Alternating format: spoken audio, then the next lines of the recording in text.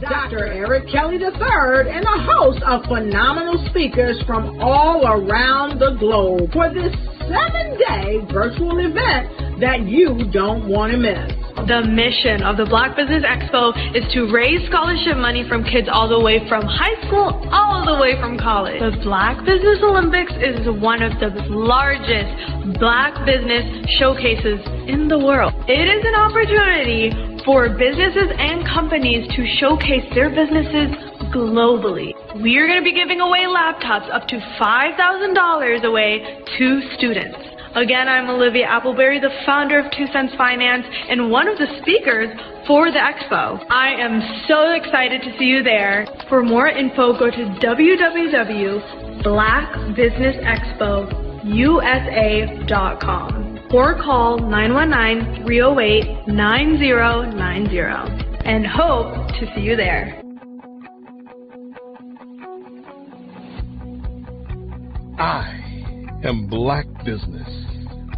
From the moment I wake until the time I sleep. Yes, I am Black Business. I am Black Business. Tell me, are you Black Business? I am Black Business. Do you support Black businesses? Listen, I support Black business because I am Black Business. Black Business Expo, one of the largest business showcases in the history of Black business in the world. The world! Sign up today at www.blackbusinessexpousa.com or call 919-308-9090. I am Black Business. I am Black Business. From the moment I wake until the time I sleep, I am Black Business. I am Black Business. Are you Black Business? I am Black Business. Do you support Black businesses? I support Black business because I am Black Business. Black Business Expo, one of the largest business showcases in the history of Black America in North Carolina. Join Dr. Eric Kelly III and a host of phenomenal speakers from all around the globe for this 7-day virtual event that you don't want to miss. The mission of the Black Business Expo is to raise scholarship money from kids all the way from high school all the way from college. The Black Business Olympics is one of the largest Black business showcases in the world. It is an opportunity for businesses and companies to showcase their businesses globally. We are going to be giving away laptops up to $5,000 away to students. Again, I'm Olivia Appleberry, the founder of 2 Cents Finance and one of the speakers for the expo. I am so excited to see you there. For more info, go to www.blackbusinessexpousa.com or call 919-308-9090 and hope to see you there. I am Black Business. From the moment I wake until the time I sleep. Yes, I am Black Business. I am Black Business. Tell me, are you Black Business? Black Business Expo, one of the largest business showcases in the history of Black business in the world.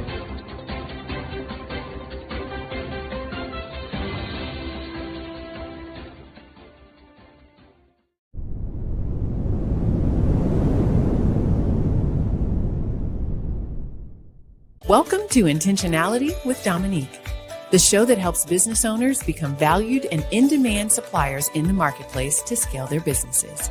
Let's start today's show with host and intentional connector, Dominique Simpson-Milton. My favorite question to ask, but what would you say is the difference between working in your business versus working on your business?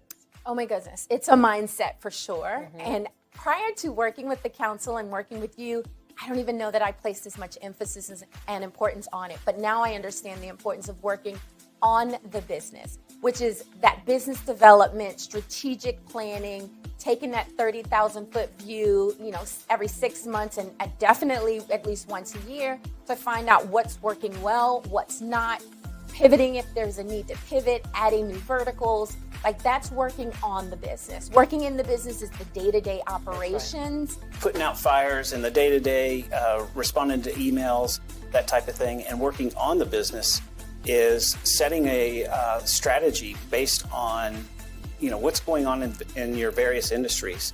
What are the trends, and making sure that you are doing the steps to stay in front of those trends. As you grow and as you evolve, I'd say there are a couple of things to that. One is, if you are in the weeds every single day, and quite frankly, when you start a business, there's not a lot of, it's hard not to be, right? Because you're probably small when you start. There are probably not enough resources for the things that you have to do.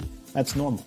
But as you grow and as you evolve, you start to understand that if your view is here, then you cannot gain the perspective to see all of the interrelationships and all of the opportunities and all of the strategic maneuvers that you should be doing in order to grow your business in step functions as opposed to incremental. Well, working in the business is doing everything. You wear all the many hats. Working on the business is finding out what hat you like and then being able to put in processes, systems, people that will help complement your skills. Chasing the dollars, trying to make sure payroll is done. You have enough work to cover payroll and $2 or $3 in your pocket. The next thing you know, year after year, you're in a rat race. You never been trained to develop your business or to take it to another level. As long as I can focus on where we are going, because no one else is doing that in the company, except for me. So if I can see, here's where we're going, and I need all 10 of y'all to come with me, then if we all do that together, then the business grows because everyone is focused on the thing they're supposed to be focused on. Love that. Yeah. I think for a lot of business owners, particularly when you're just getting started, you're wearing multiple hats. I tell people all the time, I was always letter E, all of the above, when we used to fill in those multiple choice tests. And even now I still do a lot, but what is really great is that right now I'm in Richmond. My team back in Raleigh is handling everything. I don't have to pick up the phone. I don't have to check that email because I know that they can take on whatever is being thrown at them. Take time to slow down in order to speed up. Invest in CVM SDC developmental programs each year to grow your business. Working in equals maintaining. Working on equals growth. Visit cvmsdc.org for more information on our development programs. Email us at info@cvmsdc.org. Every speaker has a moment where their words can spark inspiration, drive change, and transform lives. But what happens after the applause fades? With 5-star BDM, your voice doesn't have to fade. We transform your live session into a professional ebook. Imagine your session becoming a permanent interactive asset, reaching new audiences across the globe. Like Grant McGough and Dr. Eric Kelly III, whose session on the Mindset Revolution continues to inspire thousands through their custom ebook. Your ideas can become a lasting impact. Turn your session into an ebook that not only tells your story but expands your reach, builds your brand, and engages your audience. With embedded videos, custom graphics, and a stunning flipbook or PDF format, your message will inspire long after the event is over. And for a limited time only during the Black Business Olympics, get your custom ebook today. This is your chance to transform your message into something truly unforgettable at an unbeatable price. Your package includes a professionally designed ebook, a flipbook or PDF, embedded video of your session, and custom graphics. Everything you need to showcase your message in a way that lasts. With 5-star BDM, your session becomes more than a moment. It becomes an opportunity for growth, greater visibility, and lasting impact. See your influence multiply as your message reaches new clients, partnerships, and platforms. Ready to turn your ideas into a global movement? Visit 5starbdm.com to secure your custom ebook today. Your audience is ready to listen.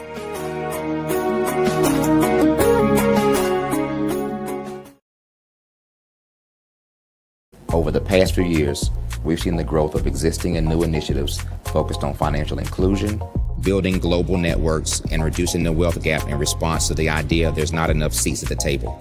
Whether their outcomes are to increase the representation of Black executives on corporate boards, ensure an inclusive global economy, or to create new U.S. African commercial pathways, the strategies are often carried out by separate programs.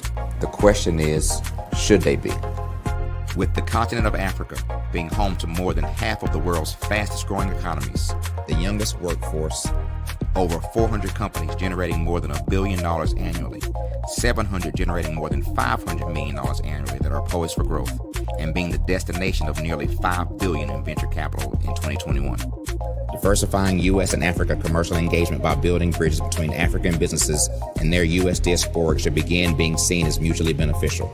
From helping to reduce Africa's enormous capital gap to catalyzing two-way trade opportunities, the COVID-19 global pandemic hopefully has taught us that global challenges and opportunities are more interconnected than we thought. During the pandemic, African companies like Unicorn Flutterwave, insurance provider Reliance Health, ride-hailing app Yasir, and 54Gene, the continent's first bank of DNA on people of African descent, proved that when African companies have access to networks, capital, and information, they grow big, grow fast, and create solutions that are valuable to the world. This is why Be Direct was created. We are the first U.S.-based but African-centric board preparedness and board search company designed to connect U.S. Black talent and corporations to African businesses. Unique and fundamental to Be Direct's success is our process of helping board candidates adapt their experience and networks to an African context before they're connected to high-growth companies that are looking to locally and globally scale. From our focus groups with African business execs and government leaders, we don't ignore the sentiment that business is easy, but people are hard. Having a pool of board candidates with hard-to-access networks and extensive experience across the business life cycle, including successfully raising capital, is table stakes for an initiative like this. So yes, we have that. But corporate or entrepreneurial success in the U.S. does not guarantee success in Africa. Developed alongside industry partners on the continent, our training program, Be Direct Prep, is designed to transpose their experience to create cultural comfort, understanding, and a commitment to helping businesses in Africa scale. Our board governance sessions are African continental and country specific, integrated with cultural awareness and dexterity training, masterclasses led by African industry execs, and mentoring and coaching from African continental-based facilitators. But even more unique to Be Direct Prep, we cap off our training program with an immersion trip to help candidates that have not been to Africa before see and feel Africa's complexity and opportunity from African soil. We all know traditional network-based board placement has historically left a lot of us out of ever really being in the paid board pipeline. Our strategy supports the work of many great organizations that are successfully filling seats at U.S. board tables by creating more tables for those that are still left on the sideline. It's time to start seeing the role and value of U.S. Black talent and businesses on the continent of Africa differently. Old perceptions and habits limit economic inclusion. Let's transition Black talent and the African businesses they will support from the periphery of the global economy to its core. Living in a global lockdown, we all know now how fast local and global economies can change, and see the value of having businesses that hire, strengthen local value chains, and even grow globally. Status quo in any form holds back progress. We must democratize U.S.-Africa commercial engagement by socially and economically connecting cultures that have long been disconnected. It's time for Africa's U.S. diaspora to redefine their global value by helping African businesses scale continentally and globally. I was born in a little village on the island of Haiti. Many deadly diseases pounded me. It is as if they were on a mission to end my existence on this earth. I refused to give up. In 1983, I left Haiti and came to the United States of America. And I came with $5, 2 shirts. I didn't speak in English. I came to Atlanta. I got a job. I was a doorman. I was a doorman with a dream. What I used to do, I used to come on stage. I'd rehearse this moment. that I'm standing in front of you. That's the power of a dream. Maybe today is the day you begin acting as if you already have it. And then step out with full force. Take a risk. No condition is permanent. Don't let your situation distract you. You are chosen. You are called. You are born for a purpose in this life.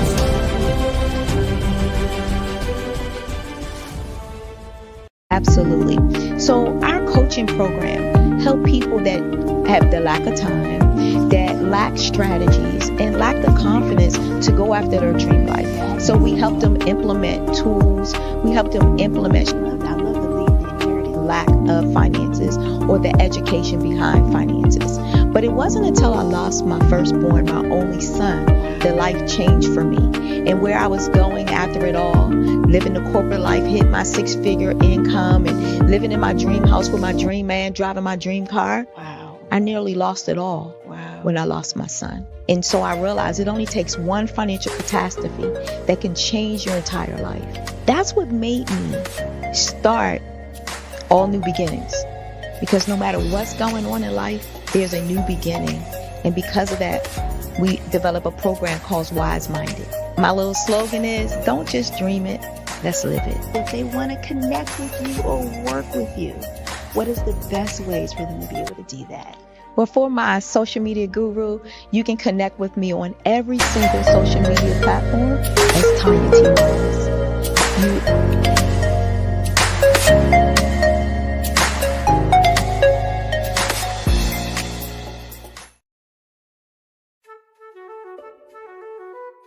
This is Dr. Arnold T. Petsworth. He's the owner of Petsworth Vet World, a veterinary clinic in Hopton, Connecticut. His patients include dog.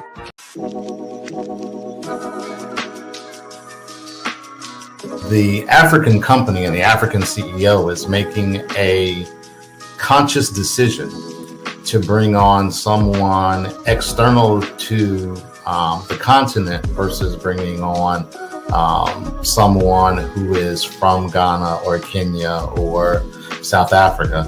And so the skill sets of the people that we take through our executive leadership training program and ultimately on the placement, obviously have to be extremely high caliber.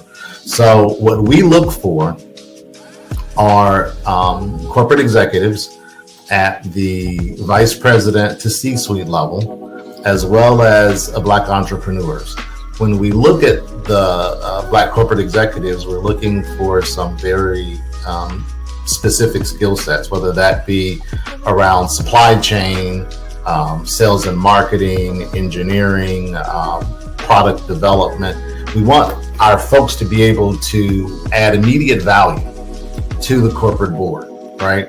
And the other thing is, even if they don't necessarily have specific industry experience, they're bringing a diversity of thought.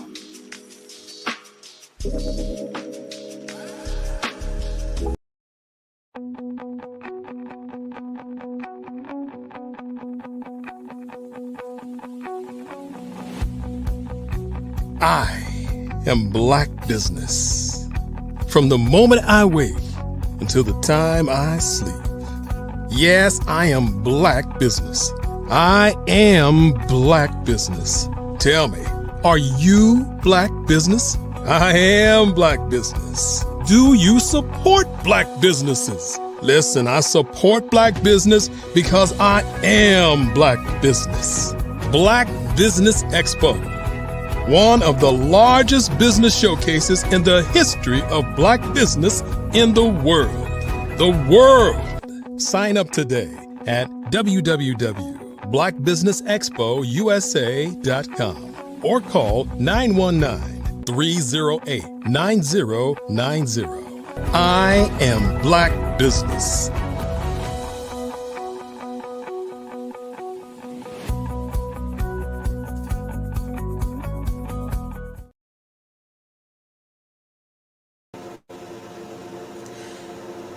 Good day, business owners, entrepreneurs, thought leaders, and corporations. Welcome to the Black Business Network. My name is Coach Taisha McCoy, and I am your business moderator for this session on the Black Business Network. The Black Business Network is a 24-hour business network showcasing Black businesses, business owners, entrepreneurs, and thought leaders worldwide. We have speakers from North Carolina, London, Singapore, Africa, Japan, and cities all over the United States. The Black Business Network is a global community sharing its business knowledge to empower, inspire, and educate businesses about business. Kiara, the beautiful Key Taylor, artist, actress from Houston, Texas, effortlessly embodies entertainment, entrepreneurship, and engaging music. She owns the only Reiki powered tea brand in the world. Key's specialty tea. She is currently pursuing her second master's as a clinical mental health counselor, and she is the creator of the Beautiful Mind Act that makes it mandatory for law enforcement and military officials to obtain stress management programs. This is just the start of an epic journey as more fans discover her variety of talents and captivating story. I present to you Miss Kiara, the beautiful Taylor. Good morning. Greetings and good morning. We are so excited to have you on the Black Business Network, and we're excited to learn more about you and who you are and what you do. So, can you tell us, how do you walk us through the process of creating the Reiki powered tea, and how do you incorporate this unique energy into your products? Of course. Well, I created my Reiki powered tea.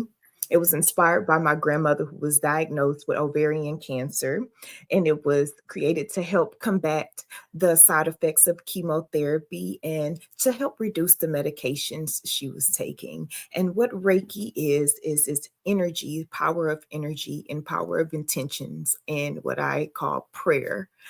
Just really praying, putting intentions into herbs, medically tested herbs, after I made sure that they were medically tested for what they were supposed to be for.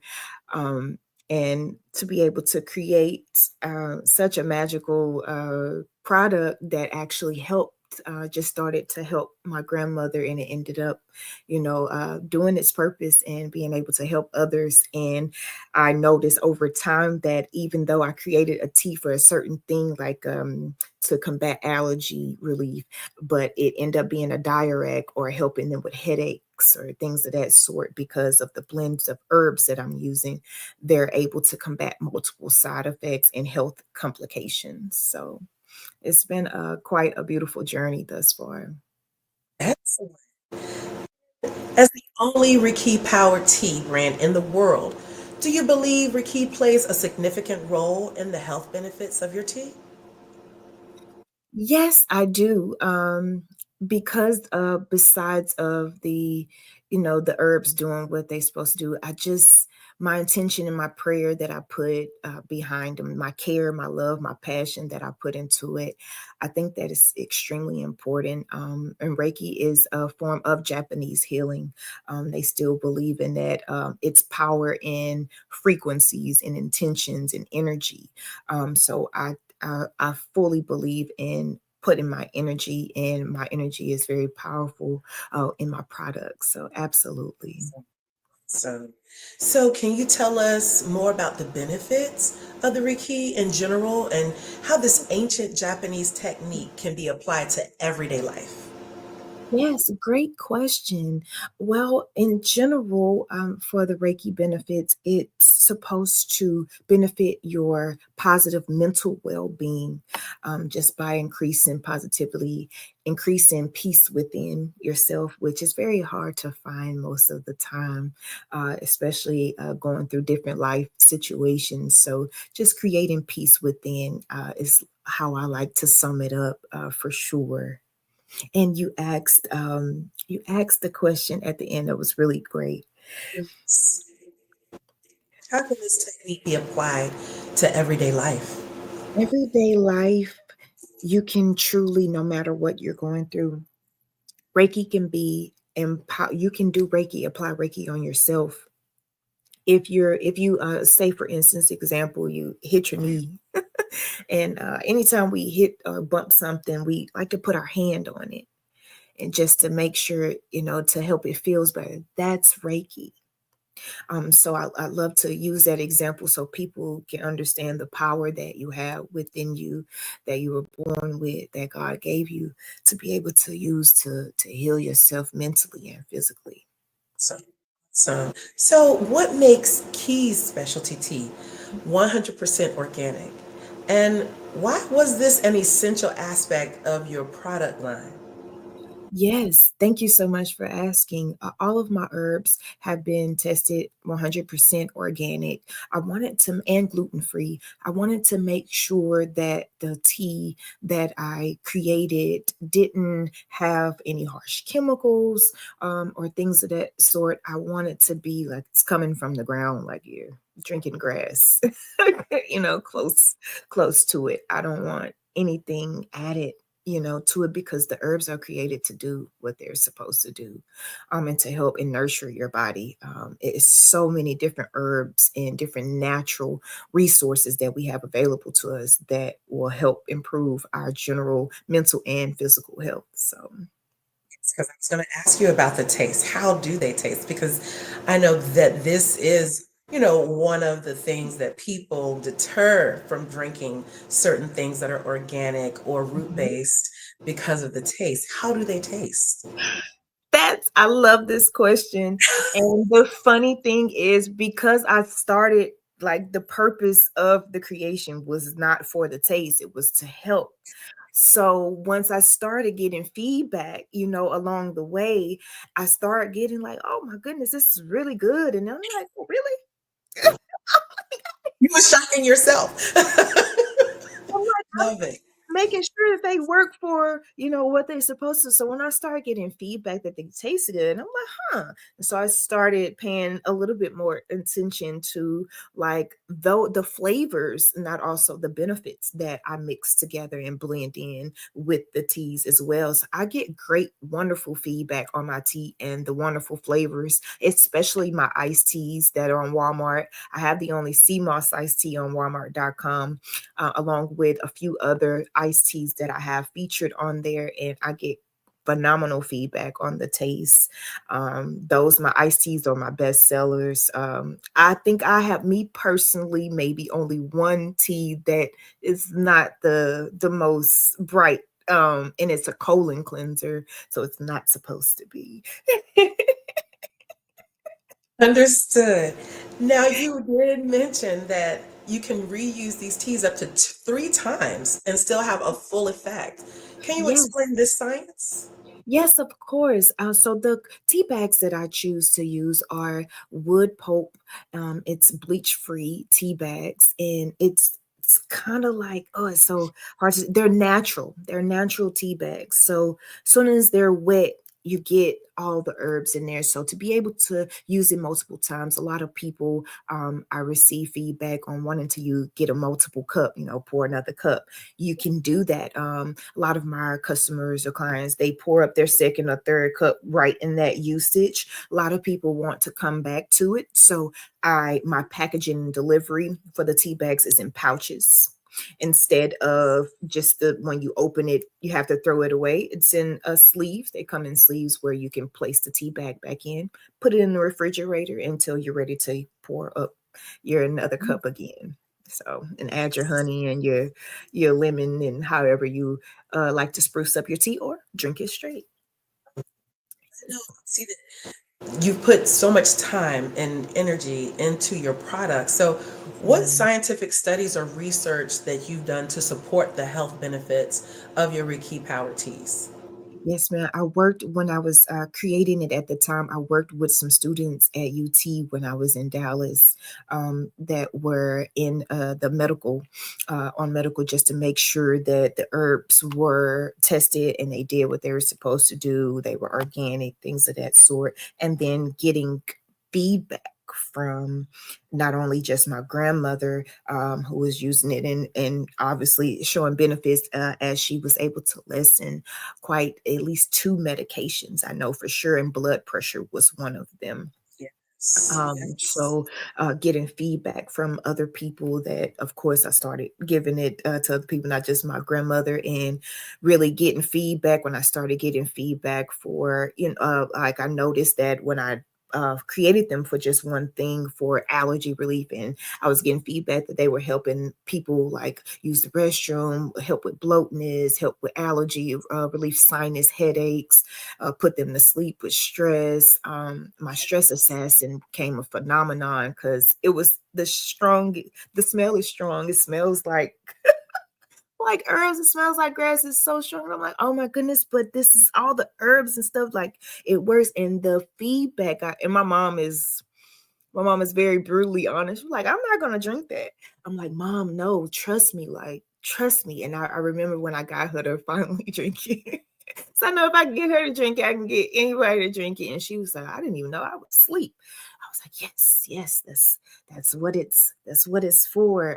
But just that has been such a joy over time, just getting the feedback, because you start with an intention on one thing, and then for it to be able to benefit so many multiple things has been really outstanding.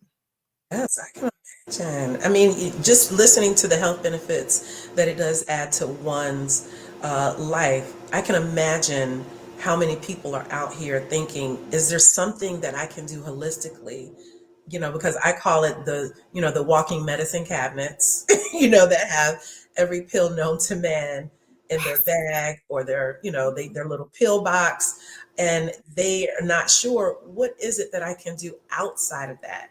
So with that in mind, how do you select, the source, your organic ingredients, and what kind of quality control measures do you have in place? Yes, well, besides them already being tested, well, when I already went through it, I don't use anything new. I haven't created anything new that hasn't already been tested. So it's usually a blend of the herbs that I already have tested. So I use a blend of 3 to 5 herbs for each tea. And each of them are, of course, intended to do a certain thing, but because of the different benefits of each herb, they have multiple benefits with the creation. So they were all tested, and it's been approved organic only once I started it off. So I just kept with the same herbs and created different blends. Excellent. So what sets your teas apart from other herbal teas on the market? Woo! Besides the fact that it's the only Reiki Power tea brand. I love that. I have the only sea moss iced tea on Walmart.com. I will eventually have the only sea moss tea in a lot of stores as well. I had featured in the only stores in North Dallas as far as 7-Eleven and Chevron, Racetrack, different gas stations as well for a limited time. I'm very selective with the in-place, in-store placements.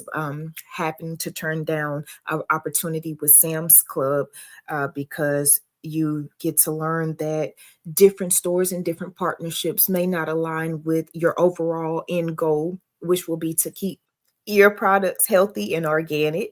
And you come to realize and you find out the hard way certain times that certain companies for shelf life, they require chemicals to be added, different phosphates and such, which defeats the purpose. So I have to turn that. I had to turn that opportunity down. So being able to stand strong in what you believe in and what your product is truly for is extremely important. So, being that you do use the Reiki, how does the Reiki energy enhance their effectiveness? Yes, Of I the herb. believe. Yes, I believe that it, besides the herb already being what it's supposed to be to help, the energy just, I feel like helps enhance it with the intention, the prayer behind it. It's just, it's kind of like receiving extra love in a cup. If you will, or a hug from your mother or your grandmother, even though you took the medicine, it's nothing like that hug that just took all that pain away. So I like to call it that, kind of like a hug in a cup, if you will, but it definitely enhances. This is awesome. Are your teas gluten free? Yes, organic, 100% organic and gluten free. Awesome. What certifications or testings do you undergo to ensure, your product? Yes, besides that, just the making sure they're organic, making sure they're all organic. Like I said, don't use any new herbs. So all of my herbs that have been tested to be organic, and making sure that they're gluten free. I make sure that there's no chemicals added. I'm very very strict on the chemicals because it defeats the purpose, and you have to be very careful. I've become so health conscious just with overall every day and what we're consuming, what I eat and what I drink. You'd be surprised how much sugar and everything is in so much in the ingredients that they put in stuff. And in America, we have the worst food system. We probably have top 10, if we're not the top, worst food systems in the world. We have things that are regular in our food that are banned in other countries. They're illegal in other countries. So just being more mindful of that alone. So I'm extremely strict when it comes to my product because it's supposed to help, not harm. A lot of people, when they are, using their teas, they love it because I'm an aromatherapy person, and I love how things smell, especially when they're brewing or they're cooking. So the energy in your teas affect the overall flavor and aroma in the products. How does the Reiki energy does that?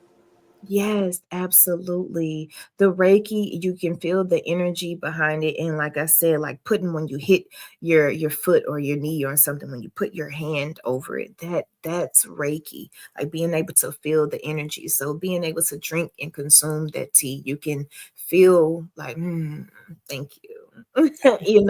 And then also your body reap the benefits after that. You may not even know how many benefits your body is going to reap because of the different herbal blends. So absolutely. Yes. Can you share any success stories or testimonials from your customers who have used your teas to combat chemotherapy or side effects or other health issues? Absolutely. Besides my grandmother being able to, I know for a fact, one that made me really happy and kind of concerned because I had to also watch it when you're taking teas and other medication. You have to be careful because your tea can be giving you the nutrients and you're taking the medication, so you could be giving your body too much. So I created a tea called No Pressure that helps with night sweats and high blood pressure and to help regulate your good blood. So it helped my grandmother be able to not take her blood pressure medicine. And I remember when she had started taking it, she was drinking the tea, and she went back to the doctor. Her blood pressure was too low. I was like, no, you can't do both. Can't do both at the same time. And so when she just did the tea for that one, and it regulated her blood pressure, kept her blood pressure down, so she didn't have to worry about that. She had one for cholesterol, and I had two teas for that she liked to rotate in between. So that helped keep it down and regulate, so she didn't have to worry about that medicine. That made me so ecstatic. My colon cleanser that I have end up helping. I had patients reach out to me that were in the hospital due to not having a regular bowel movement, having issues due to the colon, and saying that my colon cleanse helped, sending me messages from the bed like, oh my goodness, this has helped me. I have poop. Whoops, sorry. I have regulated since I have used this. I've had a movement and I've been having trouble. My Slimmy Down that I had created, which I changed the name to Hot, it helped the bloatness and also regulate hormones, which the hormone irregulation is a lot of problems with women that we have due to our weight going up and down as well. So I have so many testimonials from the blood pressure to helping with night sweats and also helping regulate hormones as well from different clients that I had when that was just intended for blood pressure regulation. So many, and that really, yeah. Really hope that more healthcare professionals as well as those who tap into the mental health aspect of things, because this sounds like mentally and emotionally your well-being can be stabilized. And this sounds absolutely amazing. So, are you looking to, make sure that something is given to them so that they can do the research themselves to see how this tea actually is able to stabilize one's mental as well as physical and emotional well-being?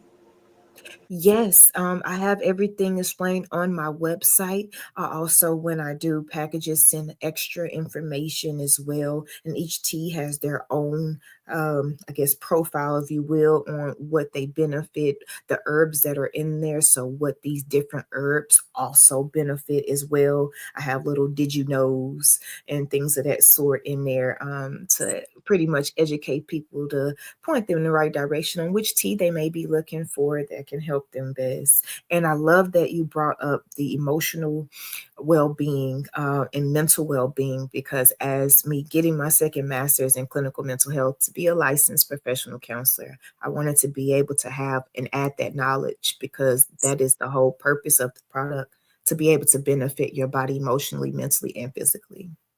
Absolutely. I mean, to be able to move, especially children and youth, away from medications that can position them for something holistic would be amazing, because I know if you're, working in that field as a QMHP and you're doing, let's see, mental health skill building, this could be a part of that regimen. That would be absolutely amazing.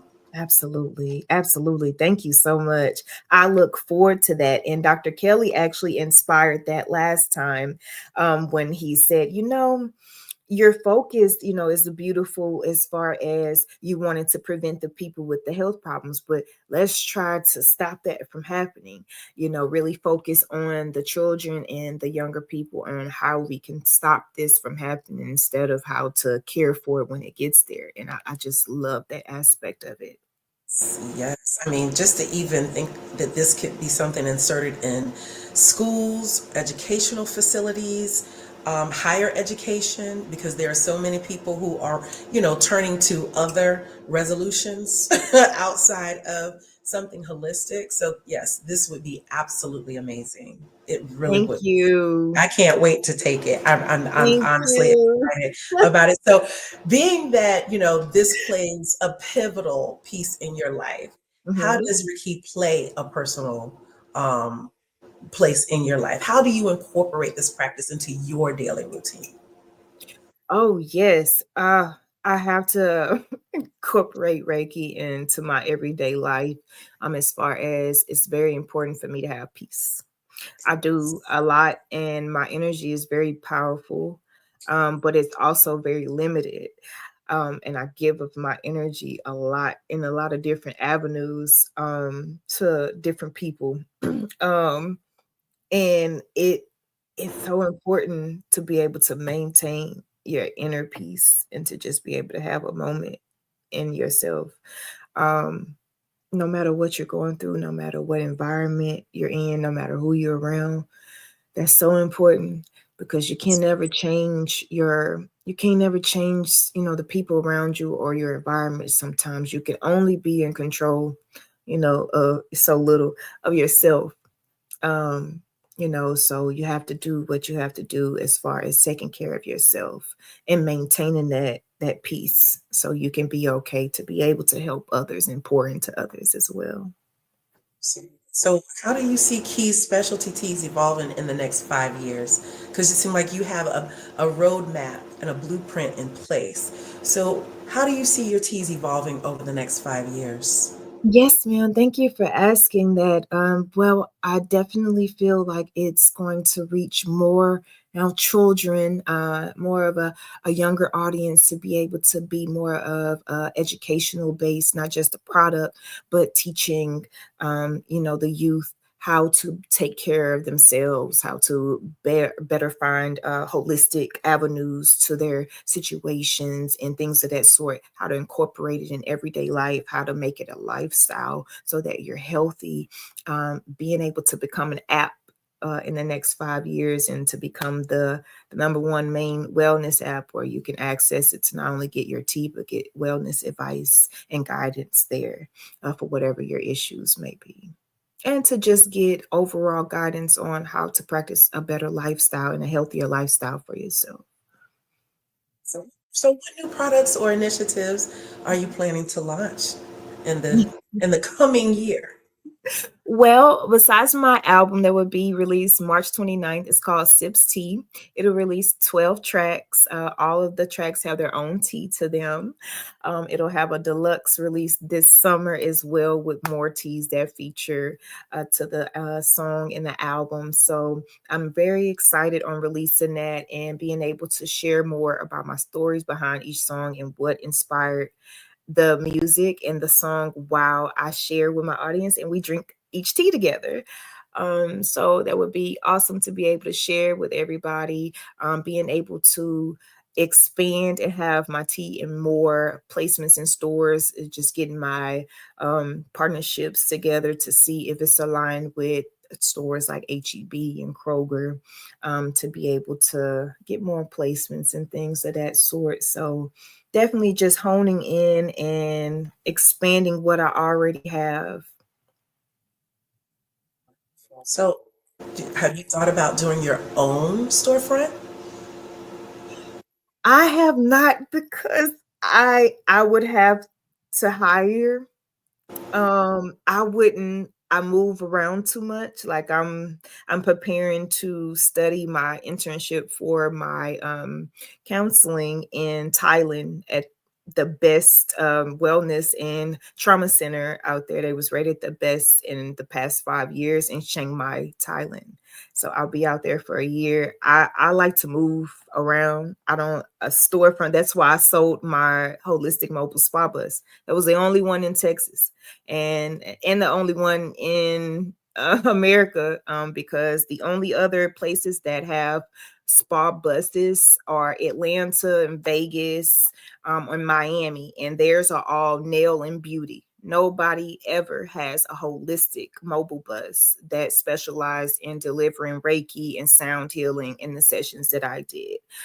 So though I love being an innovator that I am, I love being free even more. So no storefronts. Because there's so much training that is put behind education, as well as you being able to know what training and certifications that are needing to be implemented so that you can, put these in place. So what type of training or certifications did you undergo to learn about Reiki and its applications in tea making?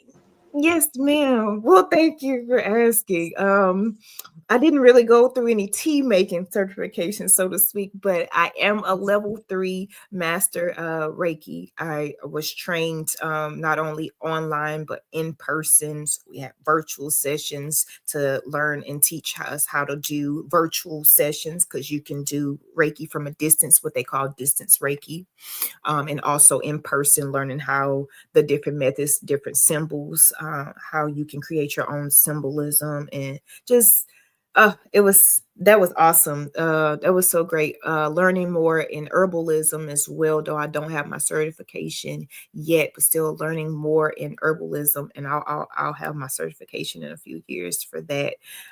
Being able to combine just my everyday experimenting with different old folks remedies, and neem plants and things of that sort, being able to already know, because I'm a science bachelor's of science. I've had a education in science for quite some time, so biology being just knowing different things that affect and help you.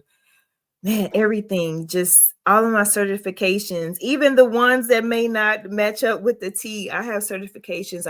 I'm a qualified mental health professional. I worked with kids, helping CPS, helping to try to prevent CPS from getting involved with certain families. I had experience with that. I'm a wedding officiant license. The list goes on. And it's almost like, where do you find the time, Kiara? Like, Because I know I that try to this utilize is my something that, time. You know what? And I don't want people to be like, oh my goodness, because every time I talk to somebody, it's like, I'm not doing enough. And it's like, no, I'm crazy. There's something wrong with me. Like I really have mental issues. That's why I do this. Like I preach to, take care of yourself. Because I feel like if I'm perfectly able, and if I could dream it, then it can come true. I'm going to exhaust my energy in it because I get burnt out very fast and I'm on to the new idea. It's so many innovations that I have. And I'm like, ain't nobody else. It's things that I have that I've thought of 10 years ago. It's like, ain't nobody still got this. And I just don't have enough money, the time, or the connections to be able to do all this. It's so many. And I have a gift of just thinking of what can benefit the world and how I can use my creativity to create something to benefit the world, whether it's a product or an app, something tech, or I just have a talent of, oh, I could do this and I know how to do that. And Exactly. I mean, at this point, because I know, you were saying you're seeking your licensure Yes, ma'am. now. So, and I know the saying goes, people go to therapy so that they can deal with people who won't go to therapy. And I know at least, I know you like, I like this is, that. this But is it's the facts. truth. This is facts, because if I'm taking care of my well-being, then I know what I need to do for those who will not. Yes, Like you said, we can only control us. yes, ma'am. So we have to be able to set the tone for those individuals who will not, dot the door of someone, a professional that can assist them Right. in doing what's necessary for them. Yes, ma'am. Absolutely. So, can you share any unique or interesting facts about the history of Reiki and its origins?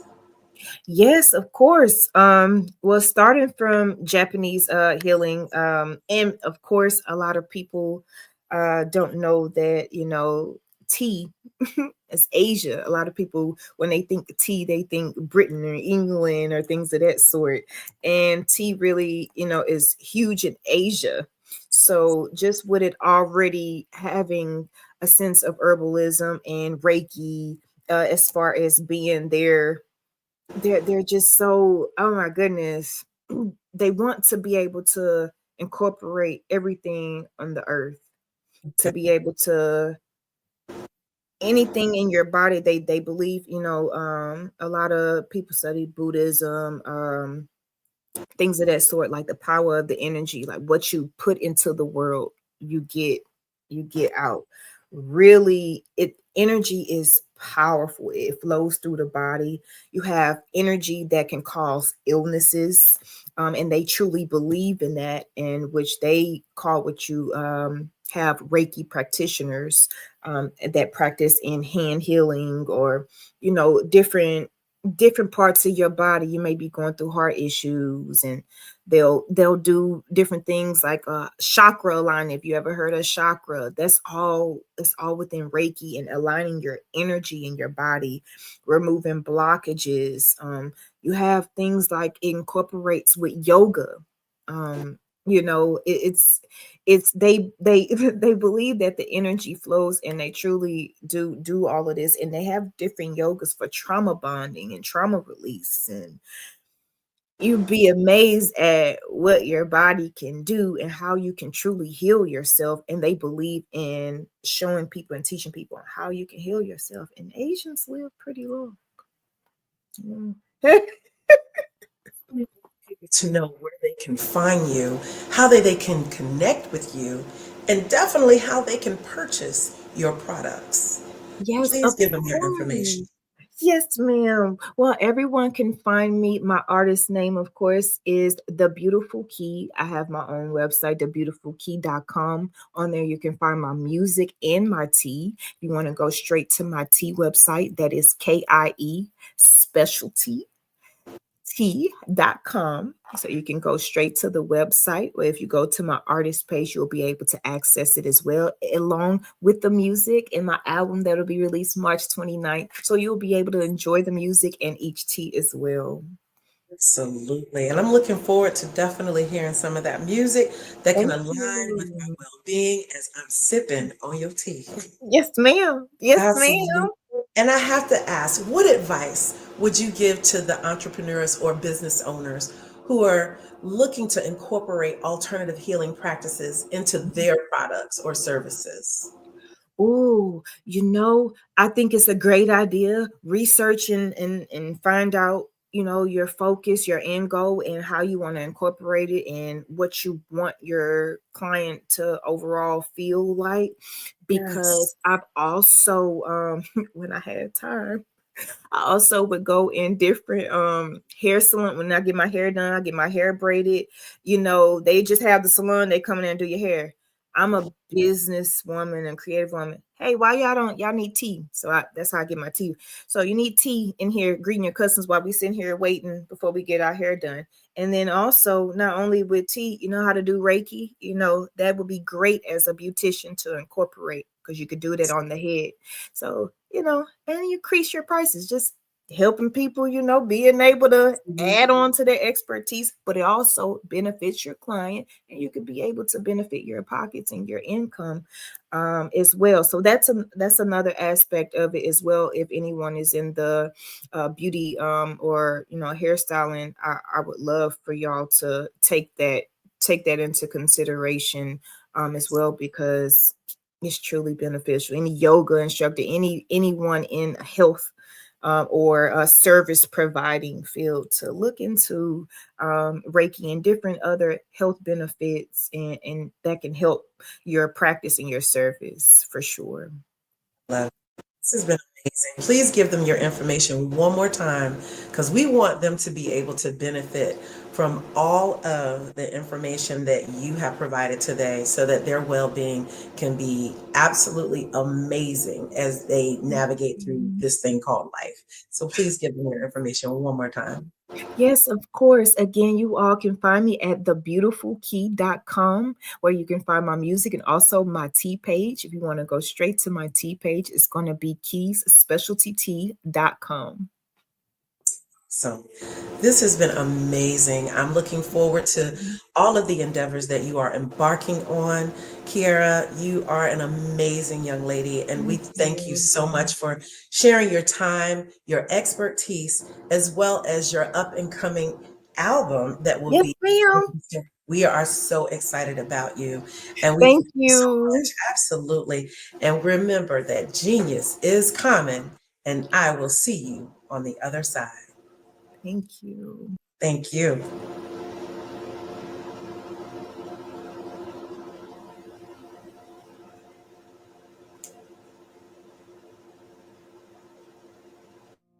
Did you know that approximately 333.34 million businesses exist today, according to a report from 2021? And you may be one of those businesses, or maybe you're not in the business market yet, but you're aspiring to be a business owner. Well, guess what? You're in the right place at the right time. Because let's face it, everything is about timing and opportunity. Hi, my name is Dr. Lotus Richey, and I'm the CEO and founder of the Lotus Richey Coaching and Consulting LLC, along with the Lotus Richey Ignite Show. 15 minutes of success with Dr. Lotus Richey, as well as books to boom your business and bring who you are.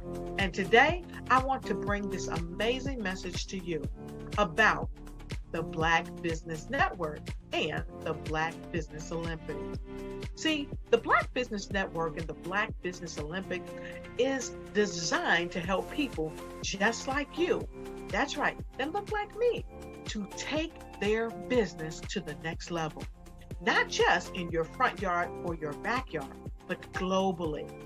The Black Business Network and Black Business Olympics is designed not to just help you survive, but to help you thrive. So join us today as we come together with businesses all around the world to support our students, our children, our young teens, our young entrepreneurs. What we do is we come together to help raise funds for students, who are aspiring to be business entrepreneurs, who are aspiring and who are thriving in college.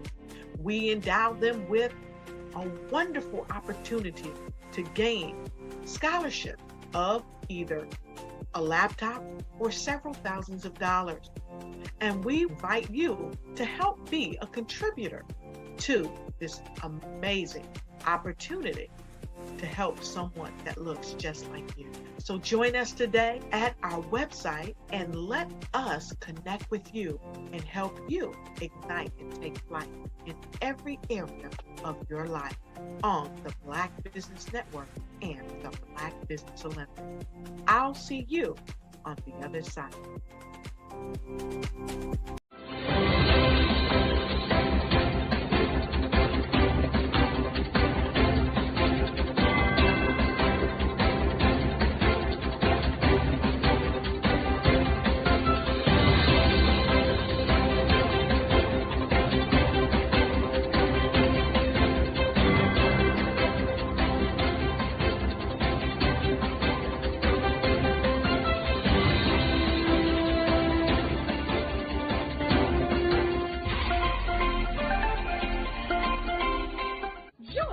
Dr. Eric Kelly III and a host of phenomenal speakers from all around the globe for this 7-day virtual event that you don't want to miss.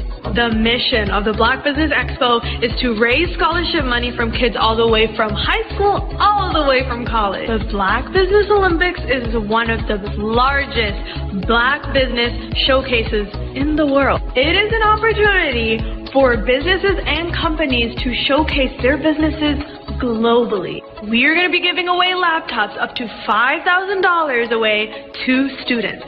Again, I'm Olivia Appleberry, the founder of 2 Cents Finance and one of the speakers for the expo. I am so excited to see you there. For more info, go to www.blackbusinessexpousa.com or call 919-308-9090 and hope to see you there.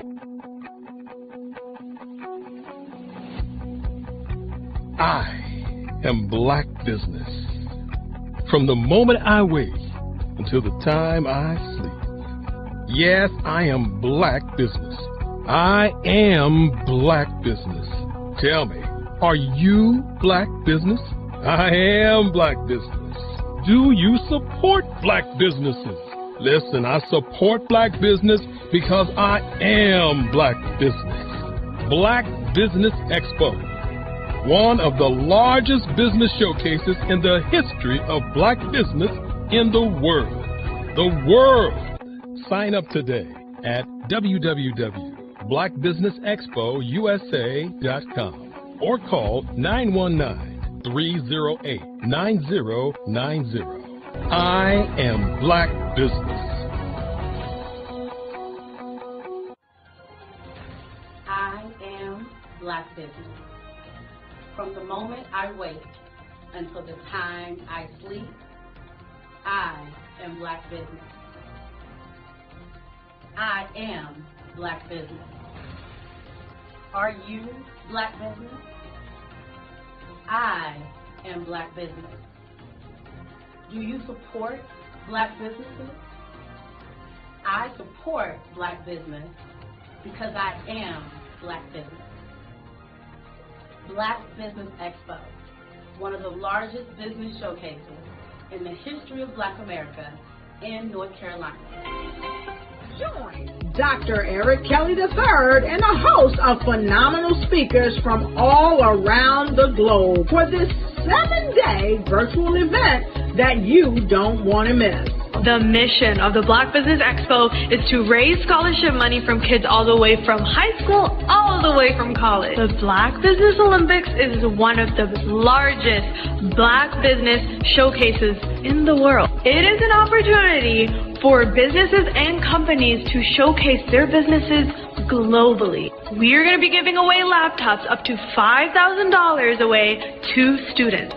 Again, I'm Olivia Appleberry, the founder of 2 Cents Finance and one of the speakers for the expo. I am so excited to see you there. For more info, go to www blackbusinessexpousa.com or call 919-308-9090 and hope to see you there. I am Black Business. From the moment I wake until the time I sleep. Yes, I am Black Business. I am Black Business. Tell me, are you Black Business? Black Business Expo, one of the largest business showcases in the history of Black business in the world.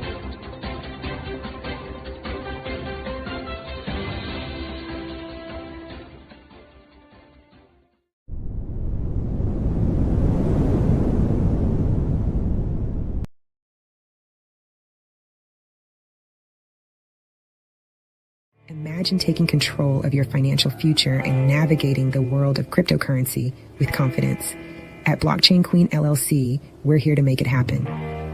Founded by Tanya Lawrence, the Blockchain Queen, we simplify blockchain technology and cryptocurrency for everyone, no matter where you're starting from. Our easy-to-follow courses, live expert sessions, and premium resources give you all the tools you need to succeed, from Bitcoin basics to advanced portfolio strategies. But we're more than just a platform. We're a community. Whether you're learning or teaching, Blockchain Queen LLC empowers you to grow while connecting with like-minded innovators. Want to make an even bigger impact? Join our Brand Ambassador program. Share your passion for crypto, inspire others, and earn rewards while building your personal brand. The future of finance starts here.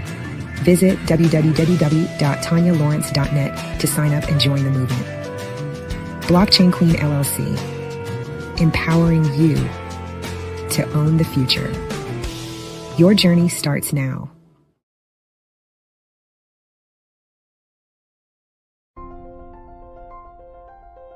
What if you could build your own city? A place where every child can find nurturing people to help them achieve their full potential. A place where every adult can access job training support. Where health education is abundant. Where social justice ruled the land. A place without limitations. Welcome. You have arrived at STEM City USA. It is what every city should be. A safe and trusted community where you find people and resources to help you become everything you are and beyond. STEM City is unlike anything you have ever experienced. It is a digital twin of the world around you, only better. STEM City is about energy and soul renewal. It is more than a digital world. You can almost feel the power of live cultural events, music, and theater. STEM City promises a better future for children with caring mentors and hands-on activities with dedicated tutors to support our youth. STEM City is your passport to a healthy lifestyle with weekly events addressing our community's many issues. STEM City is your financial well-being with helpful information on wealth management, career advancement, job training, and so much more. STEM City is the community you deserve. It is the city where your dreams can come true. STEM City USA, a place in the sky that is accessible to all who reach for the stars.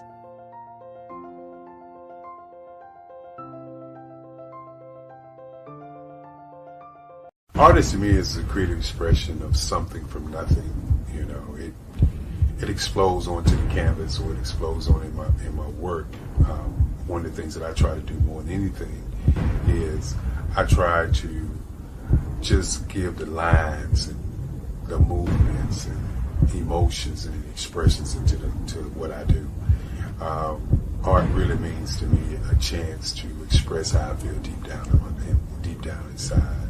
Most of my art begins as a thought that I might have, you know, whether it's sports, whether it's history, whether it's a woman or a man. It pretty much starts as an idea of thought before I get into the actual image of what I'm going to draw. I do a lot of historical pieces. I was a history minor in college, and I love to do history pieces. And a lot of times I'm thinking about history, and then I try to make that history impact you as you look at it. That's one of the reasons I do pictures so large. People ask me, why do I do the pictures so big? And I tell them, I want the piece to impact them as they're looking at it, to kind of dominate them, dominate their space. And most of my pieces I try to do off page. I don't try to do anything that's going to be in those four corners or in a square. And I want your imagination to be a part of the piece that you're looking at. I was born in a little village on the island of Haiti. Many deadly diseases pounded me.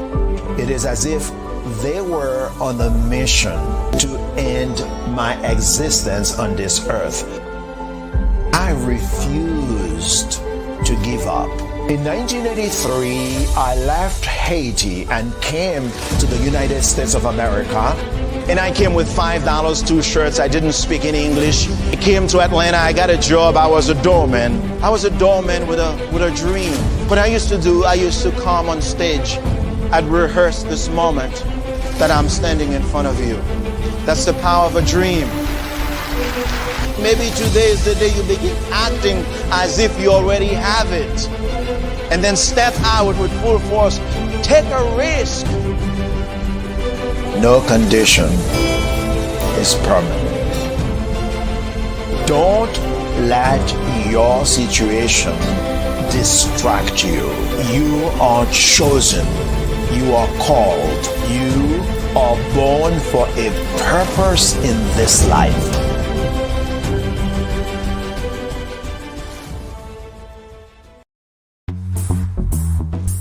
Attention all entrepreneurs and companies. Are you looking for reliable and efficient virtual assistants and back office support to help you manage your business tasks? Look no further than Superwoman Business Services. Our team of virtual assistants provides a full range of administrative support services, including operations management, social media marketing, and much more. We also offer website design services to help you create a professional online presence that reflects your unique brand. In addition to administrative support and website design, we offer business development and structuring services to help you grow your business and achieve your goals. We'll work closely with you to identify areas of improvement and develop a customized plan to help you reach your full potential. At Superwoman Business Services, we understand that running a business can be overwhelming and time-consuming. That's why we're here to help you fly high and achieve success. Our virtual assistants are highly skilled, experienced, and dedicated to providing you with the support you need to thrive. Come fly with us and take your business to new heights. Let us help you become the superhero entrepreneur you are meant to be.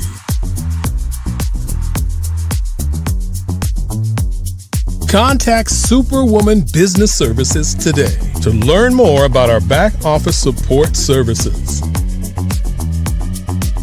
Come fly with us and take your business to new heights. Phenomenal Tanya T. Wise, who is here from the great state of Maryland. Tanya, welcome and thank you for being with us today. Can you indulge our audience a little bit and tell them just a little bit more about who you are and what it is that you do? Well, I love being able to talk to people and have a magnetic attitude, being able to just show them. So I always like to say, level up is Coach at Tanya T. Wise here. So can you tell our audience, just give them a teaser about what your presentation will be about? So my philosophy is that we should all be living our dream life. So tomorrow I'm going to talk about how you start living your dream life. What are some of the things that you thought about in your childhood that you just kind of let go and dormant? Wow. And I want to reignite that and just give you some pointers and some tips, some tools, some strategies to be able to start living your best life now. And guess what, Rhonda? And leave an inheritance for your legacy. Oh my goodness. Okay, I know that's resonating with a lot of people. I've heard that you have a dynamic coaching program. Can you tell us a little bit more about that? Absolutely. So our coaching program help people that have the lack of time, that lack strategies, and lack the confidence to go after their dream life. So we help them implement tools, we help them implement strategies, as well as give them resources so that they can live their best life now and leave that inheritance. Wow. Oh, I love that. I love the leave the inheritance part. Listen, you are dropping some major nuggets, and I know a lot of what you're saying is resonating with a lot of people, but I think we're all curious. How did you even make this transition into the speaking and coaching arena? What's the story behind this? So I started out in finance, and I realized that a lot of people don't necessarily go after their dream life because of the lack of finances or the education behind finances. But it wasn't until I lost my firstborn, my only son, that life changed for me. And where I was going after it all, living the corporate life, hit my 6-figure income and living in my dream house with my dream man, driving my dream car. I nearly lost it all when I lost my son. And so I realized it only takes one financial catastrophe that can change your entire life. That's what made me start All New Beginnings. Because no matter what's going on in life, there's a new beginning. And because of that, we develop a program called Wise Minded. My little slogan is, don't just dream it, let's live it. If they want to connect with you or work with you, what is the best ways for them to be able to do that? Well, for my social media guru, you can connect with me on every single social media platform as Tanya T. Wise. Artist to me is a creative expression of something from nothing. You know, it explodes onto the canvas, or it explodes on in my work. One of the things that I try to do more than anything is I try to just give the lines and the movements and emotions and expressions into to what I do. Art really means to me a chance to express how I feel deep down inside. Most of my art begins as a thought that I might have, you know, whether it's sports, whether it's history, whether it's a woman or a man. It pretty much starts as an idea of thought before I get into the actual image of what I'm going to draw. I do a lot of historical pieces. I was a history minor in college, and I love to do history pieces. And a lot of times I'm thinking about history, and then I try to make that history impact you as you look at it. That's one of the reasons I do pictures so large. People ask me, why do I do pictures so big? And I tell them, I want the piece to impact them as they're looking at it, to kind of dominate them, dominate their space. And most of my pieces I try to do off page. I don't try to do anything that's going to be in those four corners or in a square. And I want your imagination to be a part of the piece that you're looking at.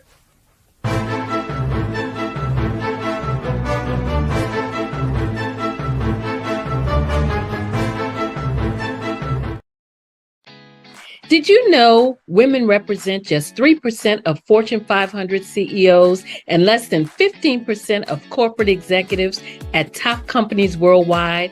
Have you wondered what the secrets are to getting into the top ranks, whether in the private or public sector? Do you want to figure out how to stop being held back in your career or passed over for promotion? Then you're in the right place. Hi, I'm Dr. Madeline Ann Lewis, President and CEO of the Executive Women's Success Institute. I have decades of experience in the military, the federal government, and corporate America, and my mission is to help women succeed and tap into their full potential. I want to reach 1 million plus women around the world to become the leaders they are meant to be.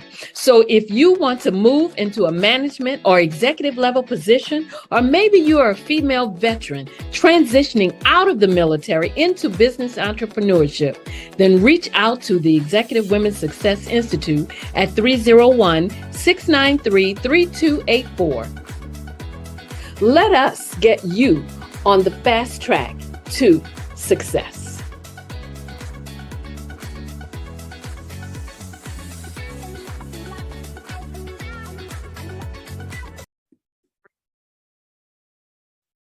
Hello, I'm Dr. Madeline Ann Lewis, President and CEO of the Executive Women's Success Institute. And my genius is helping women accelerate the path to success. You know, I was blessed to have strong women in my life who encouraged, motivated, and pushed me to do my best and to never even think about giving up on my dreams. So I say to women, we must show up to rise up. We have talents and potential, but who will see them if we don't speak up and get noticed? I know that women are a tremendous resource on this planet, and there is nothing more fulfilling than helping a woman tap into her full potential. I do this because I want to be a part of helping as many women as I can to show up, to rise up. I do this because genius is common.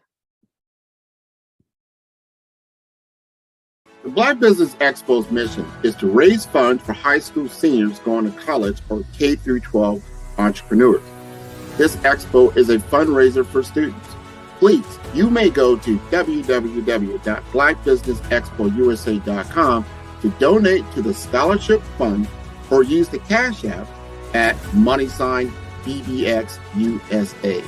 Our goal is to give laptops and up to $5,000 to 10 students. Students can register online at www.blackbusinessexpousa.com. Every dollar counts. Please donate to the Black Business Expo USA Scholarship Fund.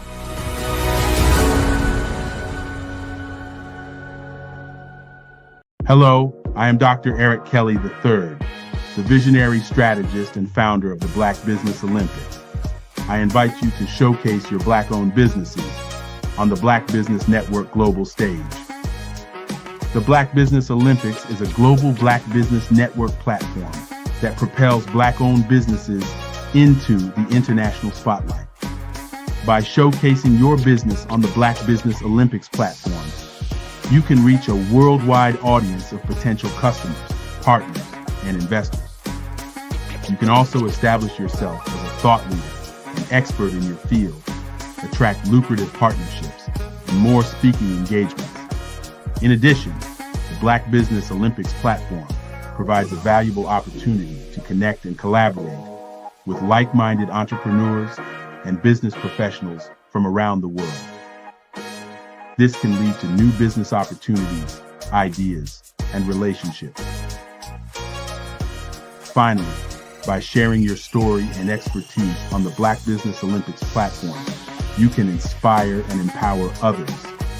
This is a powerful way to make a positive impact on the world and leave a lasting legacy. If you are a Black-owned business owner, I encourage you to seize the opportunity to showcase your business on the Black Business Olympics platform. It is a once-in-a-lifetime opportunity to make an indelible mark on the world. Be one of the 1,000 visionary entrepreneurs who are changing students' lives, shaping industries, and leaving an unforgettable legacy for their families.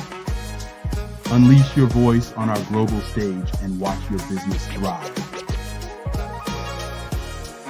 Black Business Olympics is one of the largest Black business showcases in the history of Black business in the world. Yes, the entire world. Just give me a call today at 919-308-9090.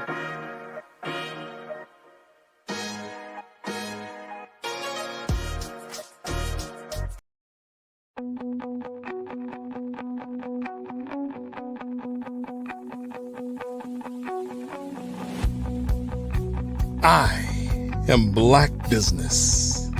From the moment I wake until the time I sleep. Yes, I am Black Business. I am Black Business. Tell me, are you Black Business? I am Black Business. Do you support Black businesses? Listen, I support Black business because I am Black business. Black Business Expo, one of the largest business showcases in the history of Black business in the world. The world! Sign up today at www.blackbusinessexpousa.com or call 919-308-9090. I am Black business.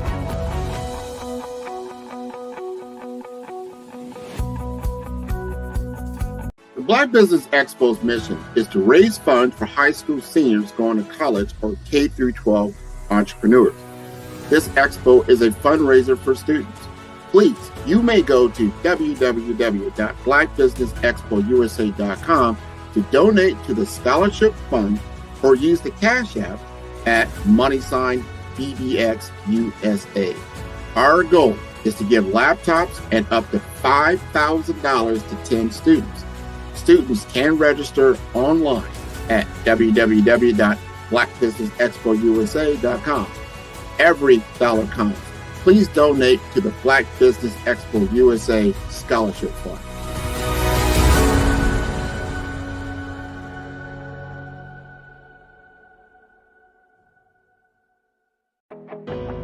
I am Black business. From the moment I wake until the time I sleep, I am Black business. I am Black business. Are you Black business? I am Black business. Do you support Black businesses? I support Black business because I am Black business. Black Business Expo, one of the largest business showcases in the history of Black business in the world. Sign up today at www.blackbusinessexpousa.com or call 919-308-9090. I am Black business.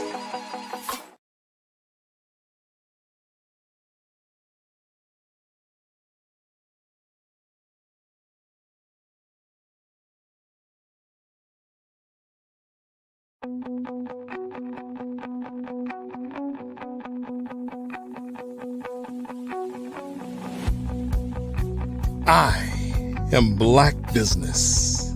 From the moment I wake until the time I sleep.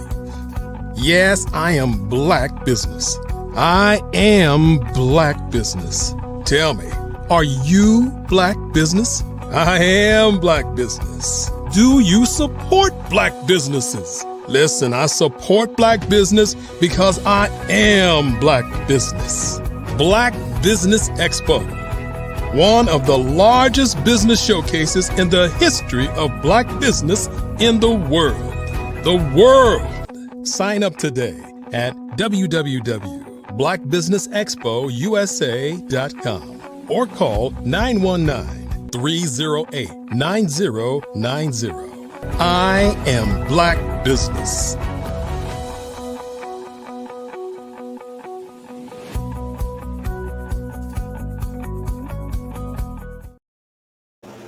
Good day, business owners, entrepreneurs, thought leaders, and corporations. Welcome to the Black Business Network.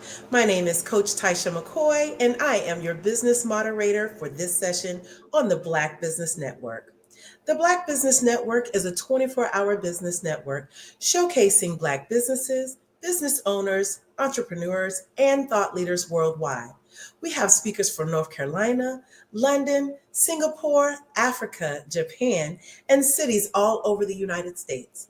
The Black Business Network is a global community sharing its business knowledge to empower, inspire, and educate businesses and business owners worldwide. Today, our speaker will be Renee Miller. Renee Miller is a visionary leader dedicated to empowering the Black community as CEO and founder of Remember Who You Are Enterprises, Inc. and the Love Camp.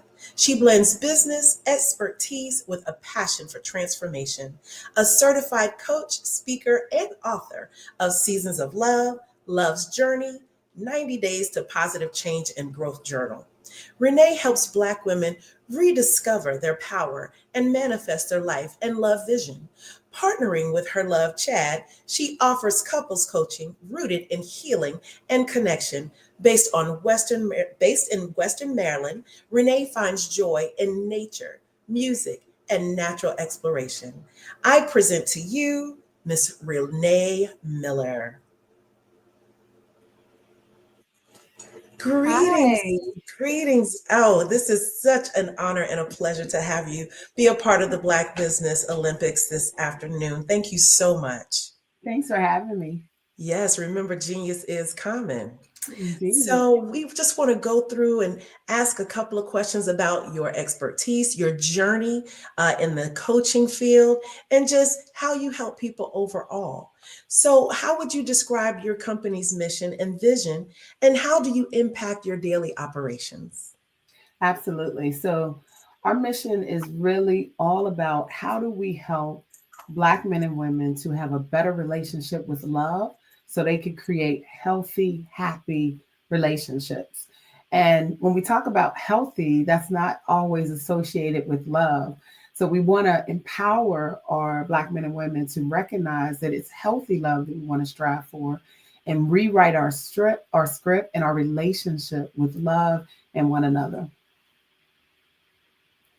So we focus on really prioritizing how do we give the healthy skills that are necessary for healthy relationships. Yes, healthy skills are so important when it comes to relationship. I know that there are so many people out here who don't even understand or know what healthy relationships look like. So I know that taking a deeper dive into people's relationships now will give you the opportunity to truly flow and see what it is that they need to do concerning relationships and how they need to actually flow within it. I thank you so much for that information. This is going to be an amazing conversation. I'm so looking forward to it. Indeed. So I have to ask, what are the core values that drive your business and its decisions? Yeah, so we have core values for our business and core values for the work that we do. Some of the core values that are important to us are authenticity, empowerment, transformation, cultural relevancy, like, why do we focus on Black love versus just love in general? And then transformation. We're striving for shift to happen in the communities that we serve. So those are our core values. And then when we're actually doing all of our products, whether it's our coaching or our retreats, we have 7 factors of love that synergistically work in harmony. And we use those to help all of our guests and all of our clients to understand the relationship from everything between communication to respect to vulnerability. So we have principles that we use throughout. So what inspired you to start this business, and particularly Black love? And what problems were you initially trying to solve? So, when I was younger, I didn't see enough of healthy Black relationships. I didn't even know what it was. And so when I grew up as an adult, I struggled with love. I struggled with having healthy relationships with Black men. I struggled with understanding myself and even my own love blockages. And so I always started doing different things to start the conversation. So for years, I would just do events or speak at churches or speak at events. But this particular company, the Love Camp, was started when I went to Tanzania. And I was there for an investment tour. And I happened to be talking to the founder of Thai Tours, Kim, and we were talking about the state of how many single Black women there are, like disproportionately in this country. And I was telling her, I said, yeah, I know as a former serial dater, it's such an issue to see how many single Black women we have. And also the divorce rate was higher within our community and the marriage rate was lower. And so we were talking on this tour and I was like, I really want to solve this because it is an impact that goes beyond just, oh, we want love. This is an economic factor. It's a health factor. It's an emotional well-being factor. And so while I was there, we talked about, well, what can we do to resolve it? The Love Camp was born. And so within 8 months, we had the company established, and we started our first retreat to really talk about what is this thing called love in the Black community, and how do we strengthen it so that we don't have struggle love or ride or die love that most people are dying. We were like, what is this? Like, we have to change this dynamic that we see in our community. So that's how it started. Well, I have so many questions because I'm pretty sure our audience is, thirsty for the information that you have to share, because I feel like we are made for relationships. And if we're designed to be in relationships, how do we make them work? So this is going to be an absolutely amazing conversation. I so appreciate you sharing with us. So how has your company's approaches evolved since its inception? And what key lessons have you learned? So that's a really good question. So we initially started as a retreat company, and I realized that there was a lot of work to do to get retreats to be the model. There wasn't exactly the model that I realized can, one, reach as many people as we want, and two, we incorporated travel with it, but not everyone wants to travel to work on a relationship. So we learned that we need to offer the coaching on the ground, because I am a certified coach and been coaching for over 15 years. So it just made sense to add more offerings that provided coaching, even if people didn't want to take retreats. If they just was like, listen, I need coaching and I need the skills. And so we implemented several coaching offers. And then we provided more retreats locally. So that was two of the pivots that we made. And so I would say the biggest lesson that I learned is the right model is critical when you really want to be successful, or the right model with the right structure in the beginning. And our structure wasn't necessarily the right model, because when we went, we were like, let's go. And we went to Tanzania. So everybody was like, why do we got to go to Africa to talk about love? And I was like, well, we don't, but we love travel. And why not go to a beautiful place where we're focusing on healthy love and, more specific, understanding the origin of Black relationships? It's a great place to go. It was a little different. So I had to learn, let me bring it back so I could reach more people. So that was the biggest thing I learned. Did you find that change of atmosphere and set the tone for your teachings and what you were going to be able to provide for couples? Absolutely. Because one of the things that is important is you need to be able to step away from your daily life. We are so consumed with, one, a lot of times working, trying to take care of responsibilities. And so we're so caught up in our routine a lot of times that it's difficult for us to step outside and really focus on us. And I talk to a lot of couples that we're in the grind. They say that all the time. Yes. So for them to step away and have a couples retreat in a different environment where we focus the curriculum and the activities around cultural immersion is really powerful, because it's like, how often do you go somewhere else, not only learn about the culture, but learn about yourself, your relationship? It shakes up the mundane and it changes the routine that a lot of times we get stuck in. Given these core values and your company's mission, how are you translating them into tangible results for your clients today? Excellent question. So we believe that, one, you have to create that authenticity with yourself. You have to be accountable with yourself. And we don't want people to just learn about what we do. Like, you hear all the time people telling us what's wrong. And we have some great content on what's the problem out there, particularly with relationships. But we need the how. We need the how. How do we change this from step 1 to step 2 to step 3? And that's where transformation comes in. And so even when we have our retreats, we give the skills, we give the hands-on. And because we walk our clients through what we consider our seasons of love approach, where people are first coming in and assessing, where are you? in your relationship? Where are you with your relationship with love, with yourself, with your partner? And then we move people to what's the vision? Like, what do you actually have as your vision for your life and your relationship? And then we give people an opportunity to practice the skills. And so when we talk about, again, transformation, empowerment, we walk them through. So all of our retreats have activities that are hands-on to connect with your partner. And when they're finished, they all have plans on what they're going to do different because of the sequential process that we walk them through.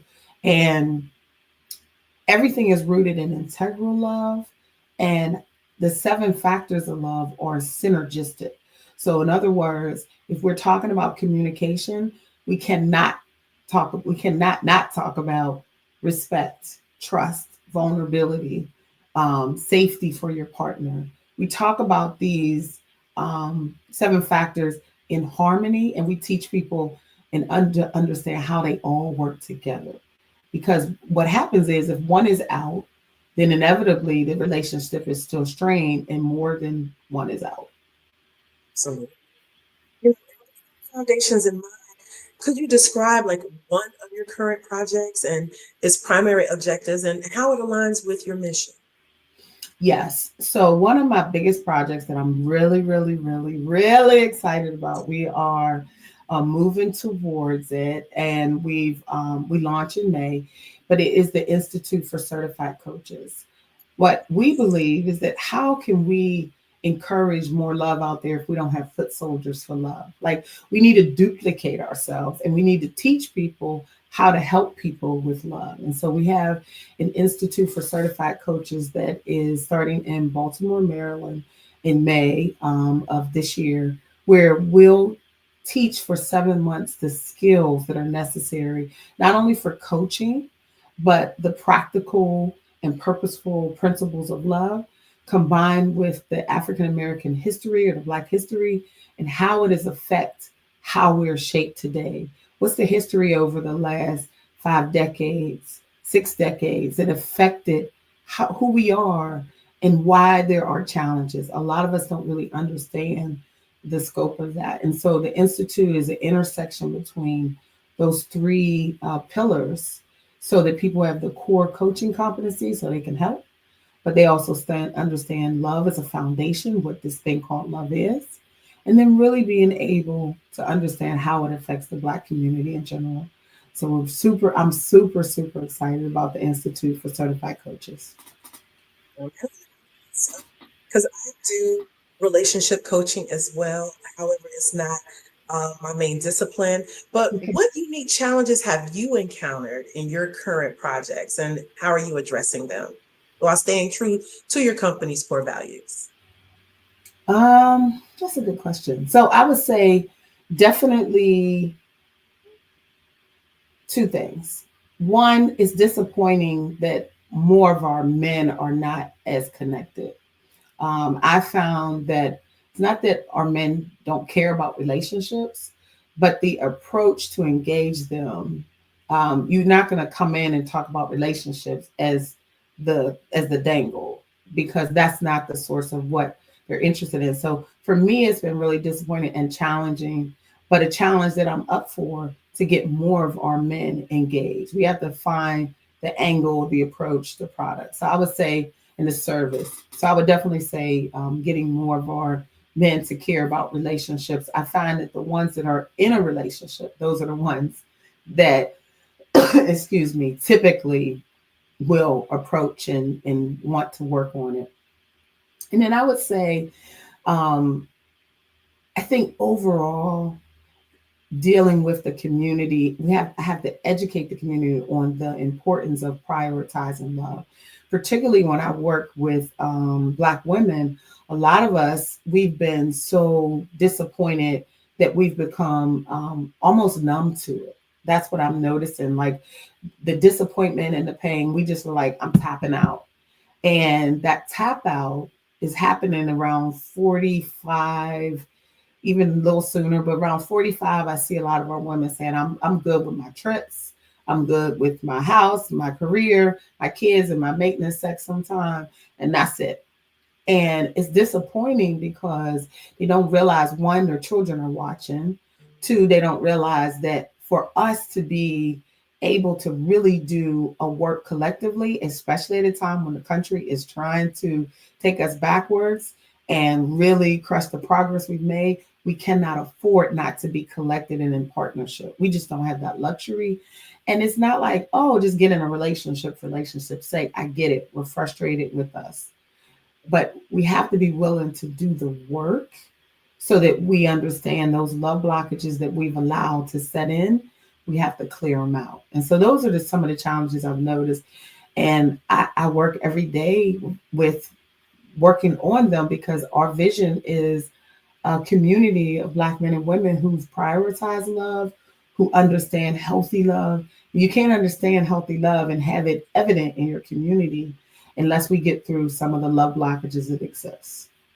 So do you find that when man or woman operates in a space of solitude for a specific amount of time, this is what leads and guides them to that mindset where I'm fine, I'm okay, I don't need relationship, or I just have no desire for it?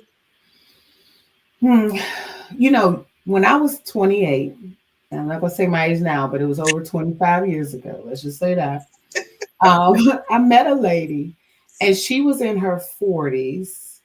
She was probably like 41 and she had given up on love and she was a client. And I was like, that's only like 10 years from now. What is happening? And then I met another lady and the same thing. And they were both beautiful, successful, and full of like all of these wonderful things going for them, but just no romantic partnership. And that scared me.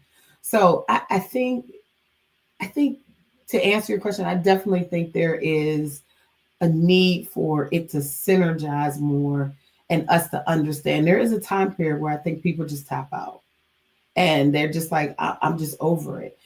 And I encourage people to awaken their heart because that tap out oftentimes does more damage for their life than they realize. And I get it because they're like, I don't want the frustration. I don't want the heartache. I don't want anything that's going to bring drama to my life. I'd rather not take the risk. I get that.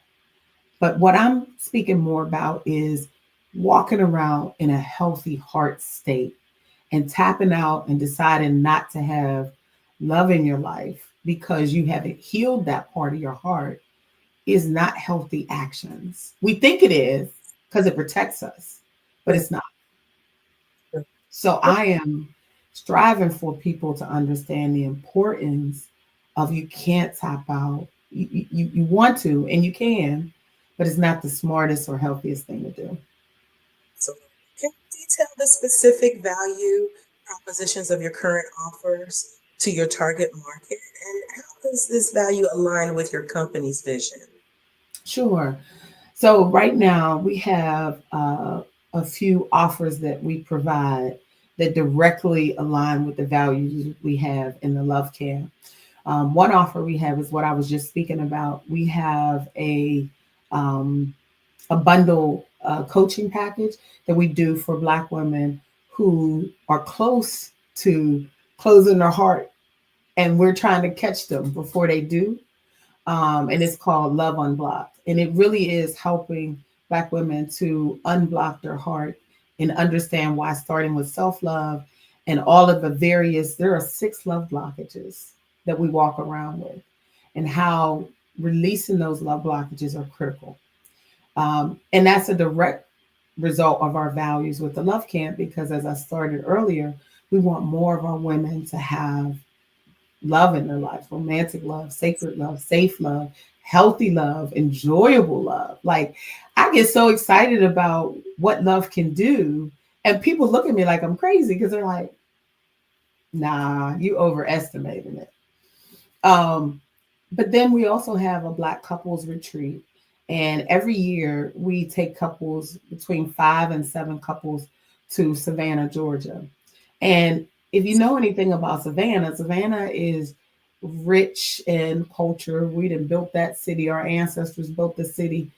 But it also has like that romantic slow down and connect. It's a Southern romance that I love about it. And so we take Black couples there, and we teach them the skills in a fun, safe, engaging way.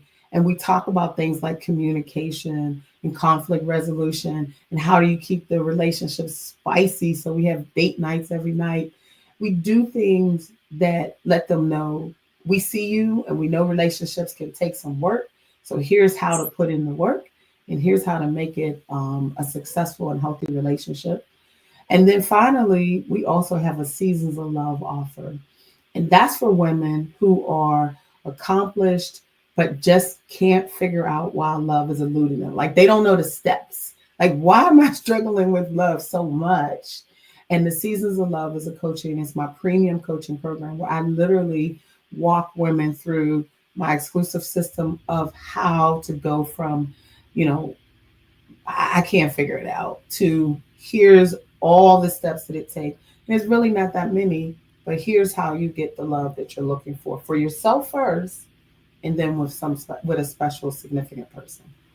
So are you finding more men and women are discovering that this is something that is internal versus external? Because I know in this day and age, there are so many people who choose not to date, you know, where they just say, you know, I've crashed and burned, and this is no longer a space I wish to even entertain any longer, because they feel like they're meeting the wrong people or the wrong people are approaching them. So is this more of an external thing or an internal thing? I think it's both. I think it's primarily internal because what we don't understand is the process of meeting that special someone is one part spiritual, one part physical, one part emotional, and one part mental. There is a spiritual component to it. And the more you work on, this is why I created the love blockages, because we don't even know they exist and they're running the show. So the more you get clear and you work on the mental things that you feed yourself and do the work to heal and process, the more you'll be able to be a being that is magnetic, you know, where you can be seen because you're healed, you're light, you're love. I also recognize, though, that in our community and in the dating world in general, it's not just our community, there are less options as you get older. And I do understand that the more people don't do the work to heal, the less you have for viable options where they're not going to bring you drama or issues. And I do understand that. So I would say that's why they have to learn how to position themselves, heal themselves, and be clear on smart dating skills, as you know, as a dating coach, so that they're not attracting the wrong person and they know how to pivot and they know how to bless and release soon. And all of these skills, again, skills that will help them navigate those external factors. Some more catch and release opportunities out here as well, where people are finding themselves getting into the relationship and then quickly finding out this is not for me. And so not even giving it the opportunity or the space to find out if this is really not for me. What time frame would you give people to say, hey, try it out for this amount of time if you see, and then what should they be doing within that time frame of that dating piece? You know, that's a hard question because I think some things start as slow burns and some start pretty quickly.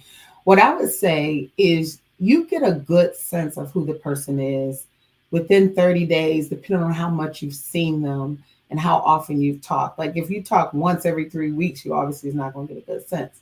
But if this connection is pretty consistent and there's a few times that you met up, if you use your intuition and you are honestly clear with yourself, you will be able to tune in to the quality character of that person.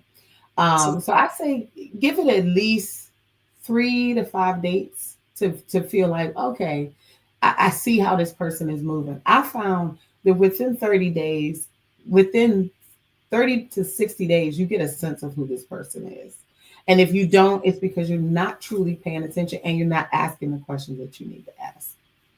Absolutely. And do you give classes on what questions need to be asked during the I dating? have a dating guide that I do that I created on my website, and it has questions that I use myself, specifically for questions that you ask. It's more for online, but it's still questions that you can ask that will support the questions that, are below the surface questions, so that you have a better sense of who people are sooner than later.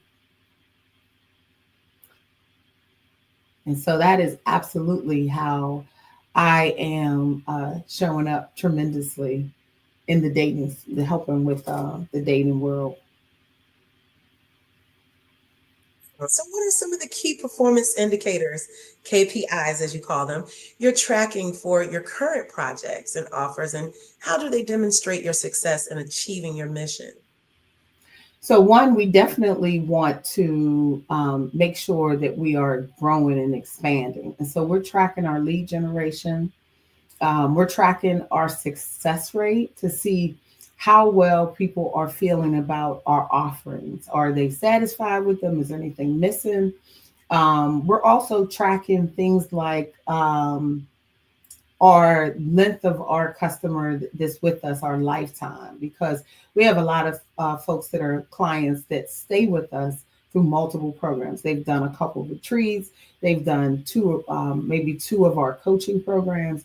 So we're checking to see what's the life. We're tracking the life of the customers that stay with us, so that we can continue to offer them the things that they need overall. I think those are the main KPIs we track. And then also, I think we also track how frequent our clients visit us and what's the length of time that their season is with us. Like they may stay with us for a year, and that's their life cycle with us. And we track that as well. Perfect. Coach Renee, please give us some information where we can contact you and connect with you, because I'm sure someone is out there seeking this help. Absolutely. So you can find us at our website, thelovecamp.co. And you can also find us on Instagram at the Love Camp Official. And on Facebook, we have the Love Camp Community. And then, of course, you can find me, Renee Miller, on Facebook. Excellent. I'm looking very much so to connect with you. And remember, genius is coming, and I will see you on the other side. Nice meeting you. Thank you. You as well. Thank you so much for your expertise and your time. You're welcome. The Black Business Expo is changing my life. This year, they are giving away laptops and even $5,000 in cash to students just like me. I'm Alexis, and I want to go to college to fulfill my dream of becoming an entrepreneur. Help the Black Business Expo going to www.blackbusinessexpousa.com and also becoming a vendor, a sponsor, or donating.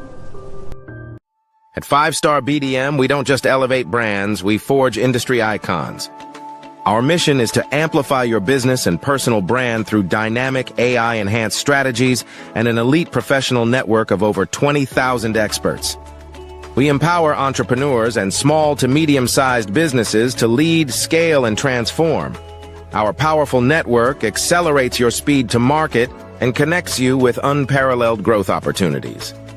If you're ready to lead, we'll position your brand to set the industry standard. Explore our comprehensive services designed to build your brand, drive growth, and innovate your business. From personal branding and business development to technology solutions and investment banking, we offer tailored strategies that deliver measurable results and help you dominate your market. Our personal branding service uniquely tailors your professional story. Starting at just $99 per project, we offer online courses, in-person workshops, and scheduled weekly calls. Perfect for individuals beginning their personal branding journey, we help you craft a legacy that commands attention and respect. Strategic plans and execution are at the heart of our business development services. We focus on sustainable growth, helping you secure funding, scale operations, and expand your market reach. Our expertise ensures your business thrives in competitive environments. Innovate with custom artificial intelligence, machine learning, and software solutions tailored to your needs. Our technology services are designed to enhance your business operations and drive efficiency, ensuring you stay ahead in the digital age. Discover real stories and real results. From healthcare startups to tech entrepreneurs, our clients have achieved extraordinary success. For instance, a healthcare brand transformation led to a 40% drop in patient infections, showcasing our impact in diverse industries.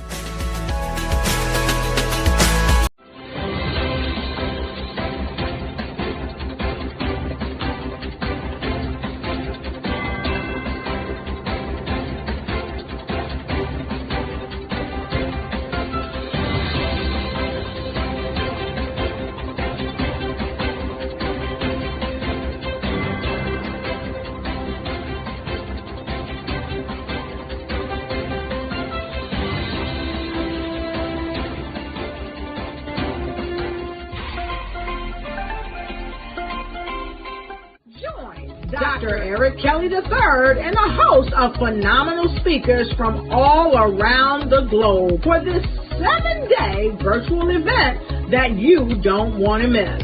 The mission of the Black Business Expo is to raise scholarship money from kids all the way from high school, all the way from college. The Black Business Olympics is one of the largest Black business showcases in the world. It is an opportunity for businesses and companies to showcase their businesses globally. We are going to be giving away laptops up to $5,000 away to students.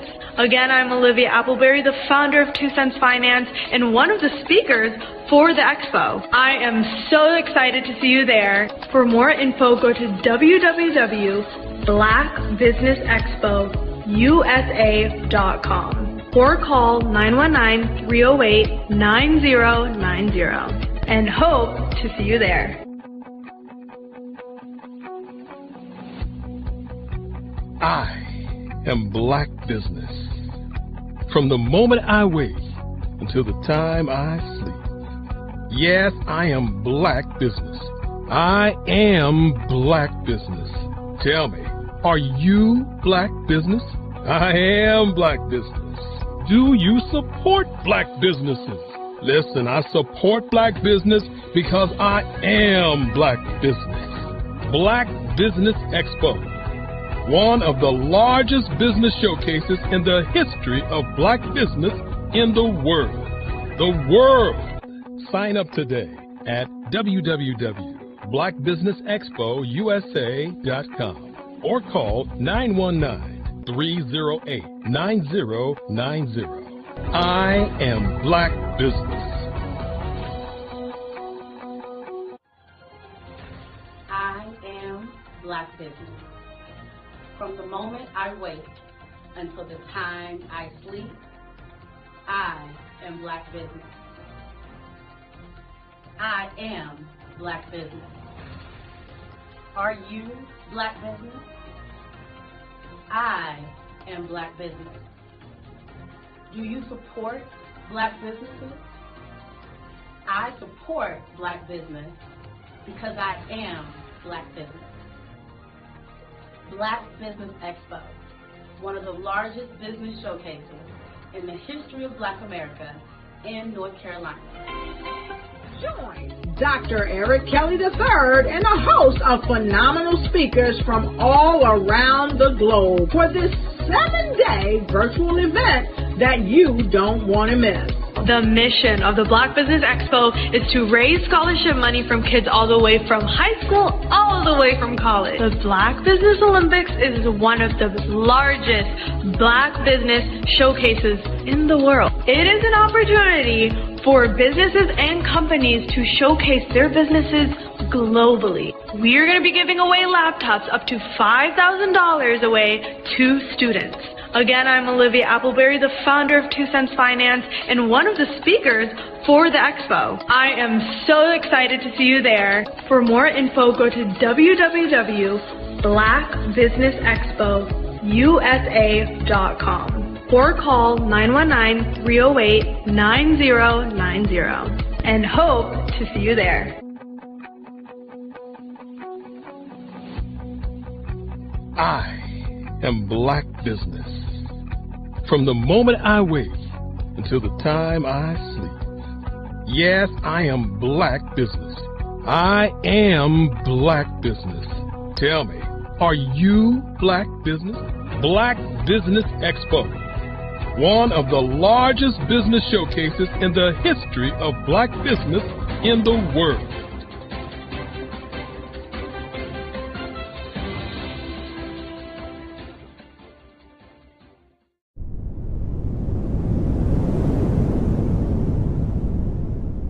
Over the past few years, we've seen the growth of existing and new initiatives focused on financial inclusion, building global networks, and reducing the wealth gap in response to the idea there's not enough seats at the table.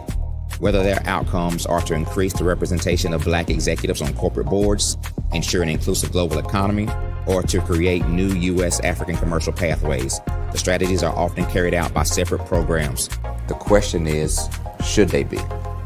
With the continent of Africa being home to more than half of the world's fastest growing economies, the youngest workforce, over 400 companies generating more than $1 billion annually, 700 generating more than $500 million annually that are poised for growth, and being the destination of nearly $5 billion in venture capital in 2021.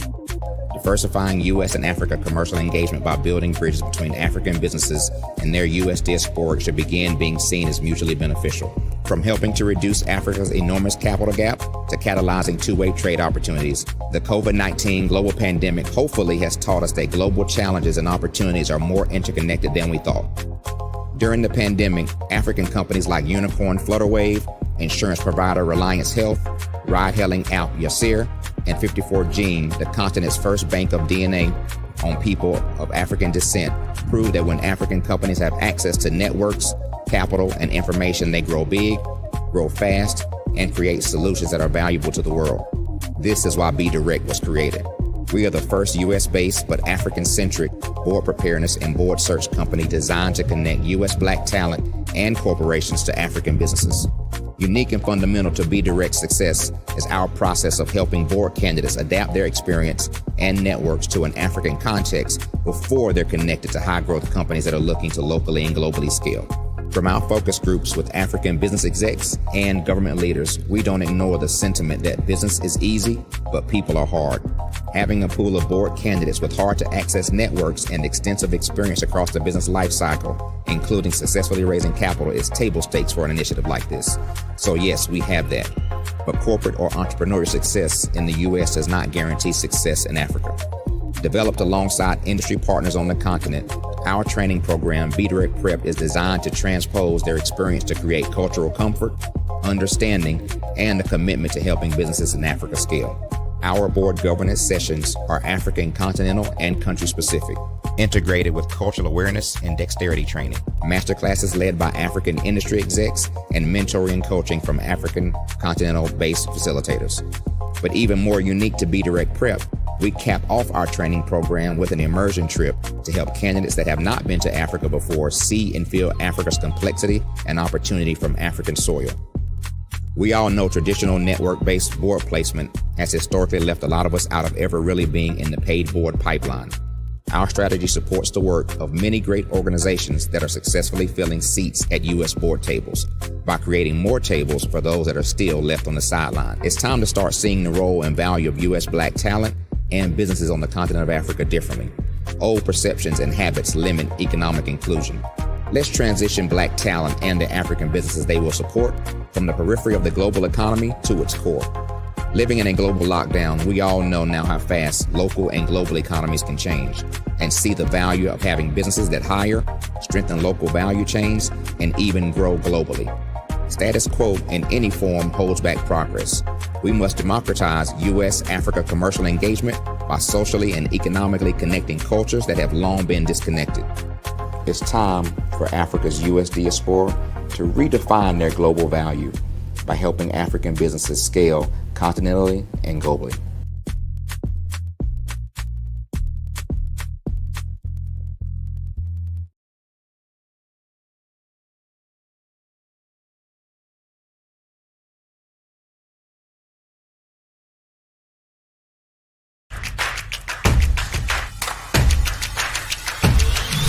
How are you? I'm good. Where's my popcorn, dude? Listen, if you do a good job on this interview, you get some popcorn. That's the deal. That's the deal you make with your nuggets. Ow!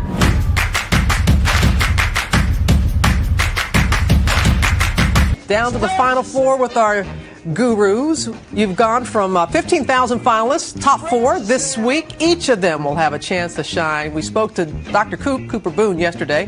This morning, WNBA champion turned life coach Fran Harris is with us right now. She's going to answer some questions in just a little bit. I'm grooving right now. Yeah, I know. Express yourself. You just express. Well, let's get to know Fran Harris a little bit better. Love and happiness.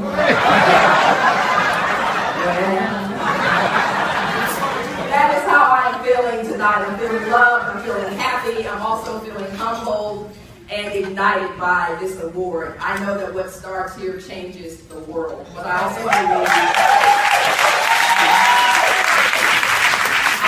believe that in order to continue to change the world, we must challenge what we do here.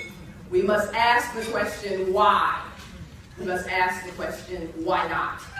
Why are there not more Black instructors at the University of Texas?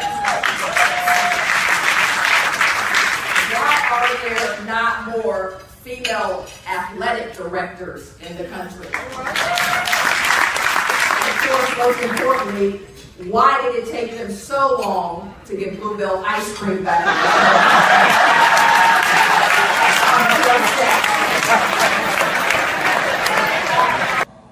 Absolutely. It's a great comparison to Steve Jobs. I mean, 2 years ago, Brian, nobody even knew who this guy was. It wasn't until I saw him on Oprah that I had any sense for who he was. I didn't know he was a senator, but that shows you the power of marketing and branding. I think there are resolutions to any problem. I really do. And sometimes it's not going to be the one you want. I mean, if you came to me and talked to me about your nugget, there are some things you're not going to want to hear. Sport and family are two things that have helped define Fran for her entire life. I didn't start playing basketball until I was 15 years old. My senior year, we ended up going 34-0 and becoming the NCAA's first undefeated women's national championship team. She followed up her college career with a championship as part of the WNBA's Houston Comets. So on one hand, I work with Fortune 100 companies who have $50 million marketing and sales budgets, all the way down to the sister who just has this great idea in her mind that she can't quite figure out how to bring it to the market. So it may not necessarily be a big $100 million business, but it's that idea, it's that dream, it's that passion, it's her calling that she has. We do not want to hurt her feelings as she is a loose cannon and may go off, but it is getting worse. Please advise the best way to deal with her. And I got this question because what? I'm just asking. I'm just saying. Slot eaters in Texas. Let's get Fran all the really disgusting questions. I'm going to talk to you about the 3 C's of badass championship teams. And initially, it was just the 3 C's of championship teams. But then I realized that I'd actually played on championship teams, but I've also played on several badass championship teams. And those things have a little bit of a different tenor when you start to break down what those championship teams had on them. So let's not pretend that I am looking at this without these. So let's suspend with all of the craziness of that. I need these to see what I'm going to talk to you guys about today. So the 3 C's of badass championship teams. Let's start with covenants. We don't talk enough about covenants in the world of business, in the world of team building. Those are the promises that you and your teammates make to one another, the promises that your leaders make to you about their leadership, about what they want to create. And so I've broken those down into a couple of things, and I'll give you guys these slides when we're done. Every covenant, every team has a mission. Every team, every badass championship team has a mission. Now the two of them are going up together. It's about teamwork. It's about trust. It was about bringing you together to communicate and to connect and to trust each other and to become a better team with each other. Not just on a high wire or a trapeze, but also with your kids and in your relationship. I love the deal, and I'll take your deal, Barbara. You got it. I wish I could hug you, but I can't, but let's go!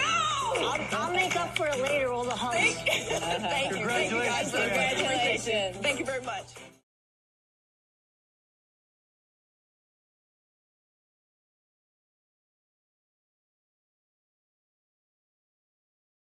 The Black Business Expo's mission is to raise funds for high school seniors going to college or K-12 entrepreneurs. This expo is a fundraiser for students. Please, you may go to www.blackbusinessexpousa.com to donate to the scholarship fund or use the Cash App at $BBXUSA. Our goal is to give laptops and up to $5,000 to 10 students. Students can register online at www.blackbusinessexpousa.com. Every dollar counts. Please donate to the Black Business Expo USA Scholarship Fund.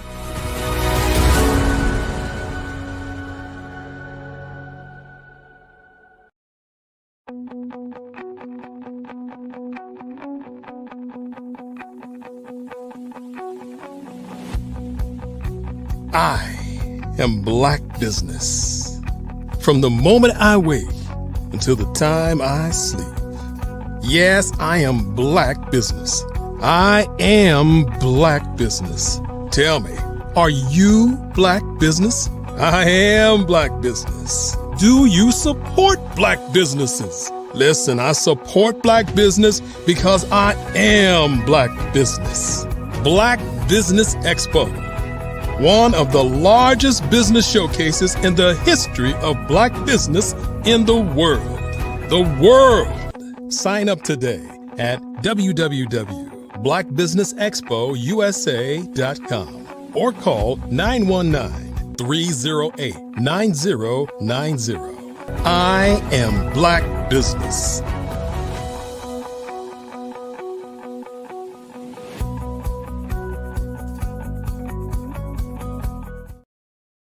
Good day, business owners, entrepreneurs, thought leaders, and corporations. Welcome to the Black Business Network. My name is Coach Taisha McCoy, and I am your business moderator for this session of the Black Business Network. The Black Business Network is a 24-hour business network showcasing Black businesses, business owners, entrepreneurs, and thought leaders worldwide. We have speakers from North Carolina, London, Singapore, Africa, Japan, and cities all over the United States. The Black Business Network is a global community sharing its business knowledge to empower, inspire, and educate businesses about business. Now, today we have our speaker doing a fireside chat with Muriel Tilakema. Miss Muriel Tilakema is a senior energy professional, petroleum engineer, and global advocate for women in STEM. As the managing director of MT Energy Resources Ltd in Australia, she has led billion-dollar projects across 4 continents over her 20-year career. Passionate about empowering women, she founded STEM Queens to support African and Indigenous Australian girls in STEM, aiming to impact 1 million lives by 2025. A published author and international speaker, Muriel's influence extends across leadership boards, global think tanks, and academia, making her a trailblazer in energy entrepreneurship and gender equality. I present to you, as our fireside chat, Miss Muriel Tilakema. Hello everyone. It's a pleasure to be back on the Black Business Olympics. It's always a pleasure to be here. Absolutely. It is a pleasure to have you, Dr. Muriel.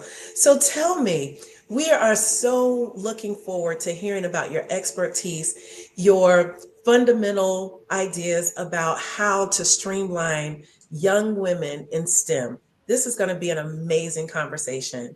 So what inspired you to start your business, and how did you navigate the early challenges?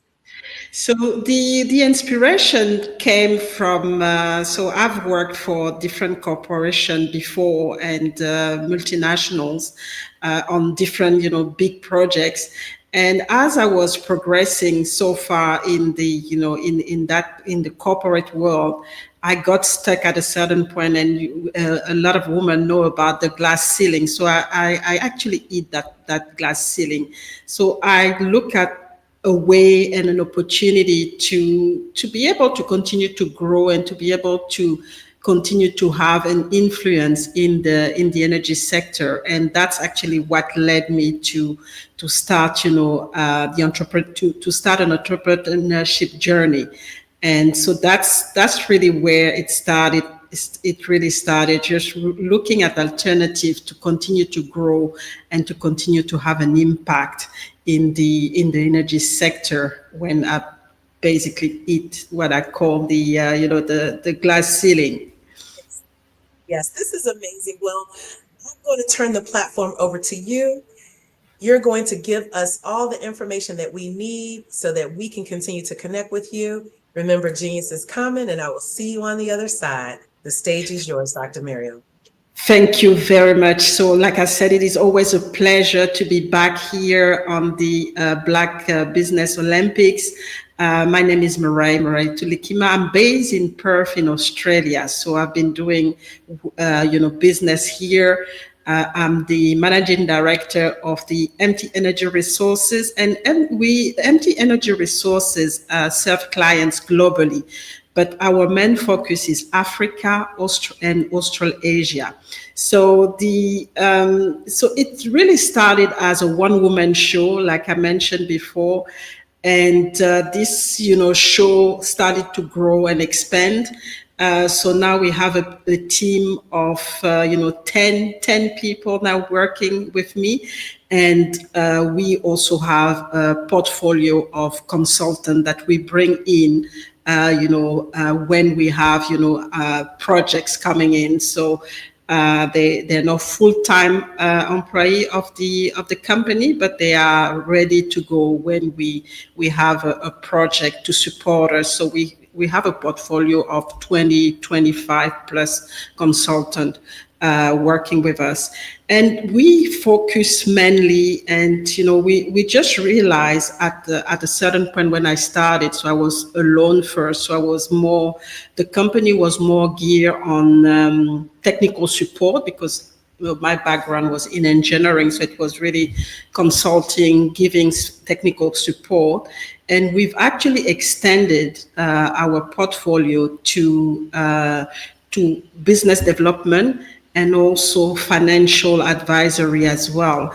And so one of the key things that led us to extend this portfolio to those two aspects as well is while working, especially with indigenous, because we work a lot with indigenous companies in Africa and in Australasia, and also with in Africa with national oil companies and energy companies so far. So we've just realized that it was always, especially for the companies based in Africa, very difficult to secure fundings and to have investors, coming and invest, helping them to develop the asset that they have.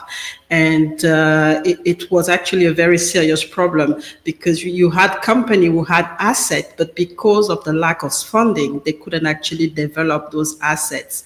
And in the energy sector, when you get assets from local government or local entity or national company, there's always a time frame associated with it. So if you don't do anything with it, the contract expire, the license expire, and you might actually lose that particular license. So that's how we saw that gap, and we decided to really focus on that particular aspect.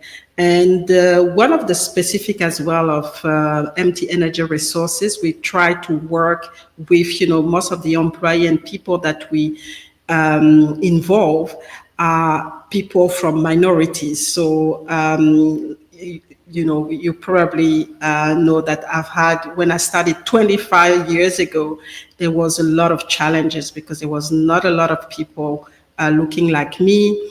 And the energy sector is very male dominated. So it was kind of a challenge. So I made the commitment when, building up this company, to make sure that I create space for minority, and especially women and Black women in particular, to be able to support, the project that the company will have. So that has been the specific so far.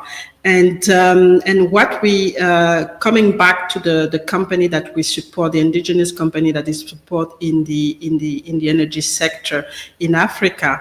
One of the key things, like I mentioned, is the financial aspect of things. The industry is very it's a high and intense high capital industry.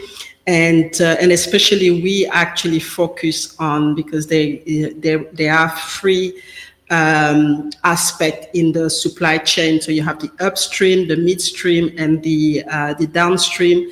We actually focus on the upstream, where most of the development are very expensive.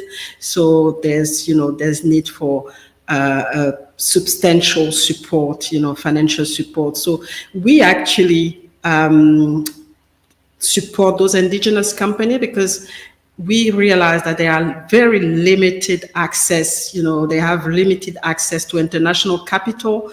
Many of those companies, they don't have any credit rating or financial track record, so it becomes very difficult for them to access the international market, the capital market. So that's been, a big barrier for them. And so international lenders actually don't perceive them as risky, risky to invest into, even if, we know that the energy sector can generate a lot of profit so far. So they are viewed as high risk, when they go and try to access the capital, it's used at our risk, investment, and it becomes very difficult for them to get those investments. And even if they want to look at getting the funds locally, there's no, there's the capacity of the local lender is really limited, and it's very difficult for them also to get, the financial backup locally. So we actually help them to connect with investors, outside we play the role of making sure that they connect with the right investors to be able to carry out their operation and to develop their project. So that's been a key area that we've been, helping into.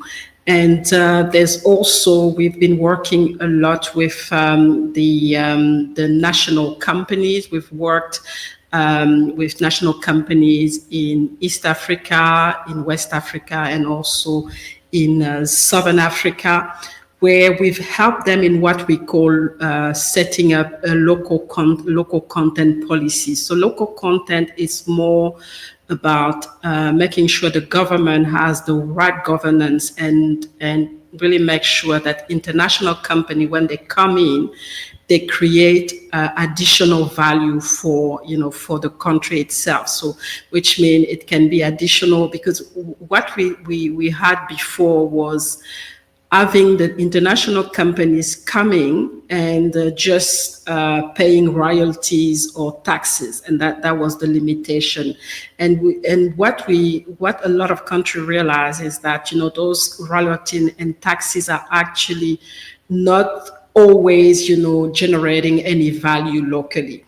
So that's why now they look at more on what is gonna how the development and the investment of those international companies are going to really help, the people on the ground, not only the communities, but also making sure that at all levels of the supply chain there is added value for the local, and the money is not just about paying taxes and then going and exploiting the assets that are on the ground.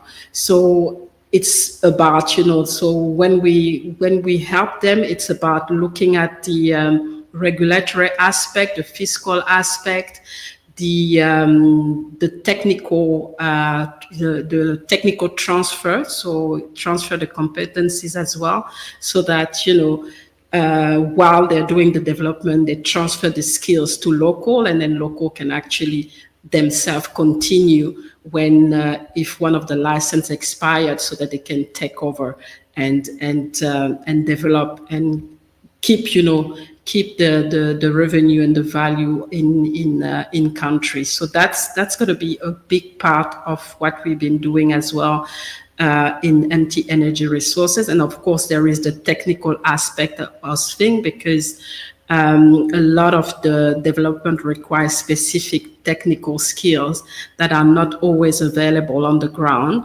So we actually provide the technical support to help, in the operational aspect, but also making sure that those development are made in a cost-effective way.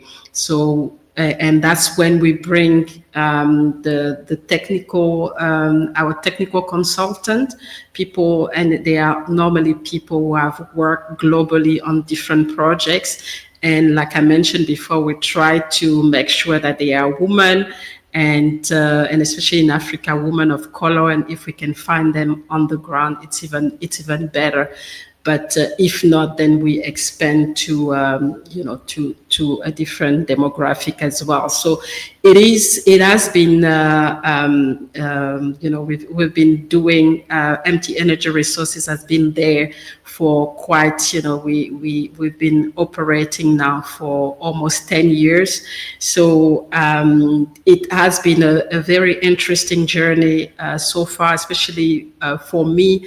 As a woman in a male-dominated environment, and especially as a woman of color, and coming from a very small country, because I'm originally from a country called Gabon, which is a former French colony, and which is not really well known, a small population. So it was very difficult as well to expand globally and reach out to those, and reach out to the right investors, the right people to actually support me in scaling this company. So that's been really the story. But we are here, and our key challenge, our key project as well. Right now, we have a program called STEM Queens, and that's a program where we are committed to empower 1 million women in STEM, in science, technology, and mathematics by the end of 2026. So that project has been on for 2 years now, and we are really working really well, making sure that we empower. We bring more women into those sectors, and particularly focusing on the energy sector. So this program is on, and we have different partnership, and one of the program that we've launched recently was in partnership with a company, an Indian company led by a woman as well, called Space Kids, and we are working on a space project. So this space project is called Shatisat. So the project is, it's an amazing project, because we are going to empower.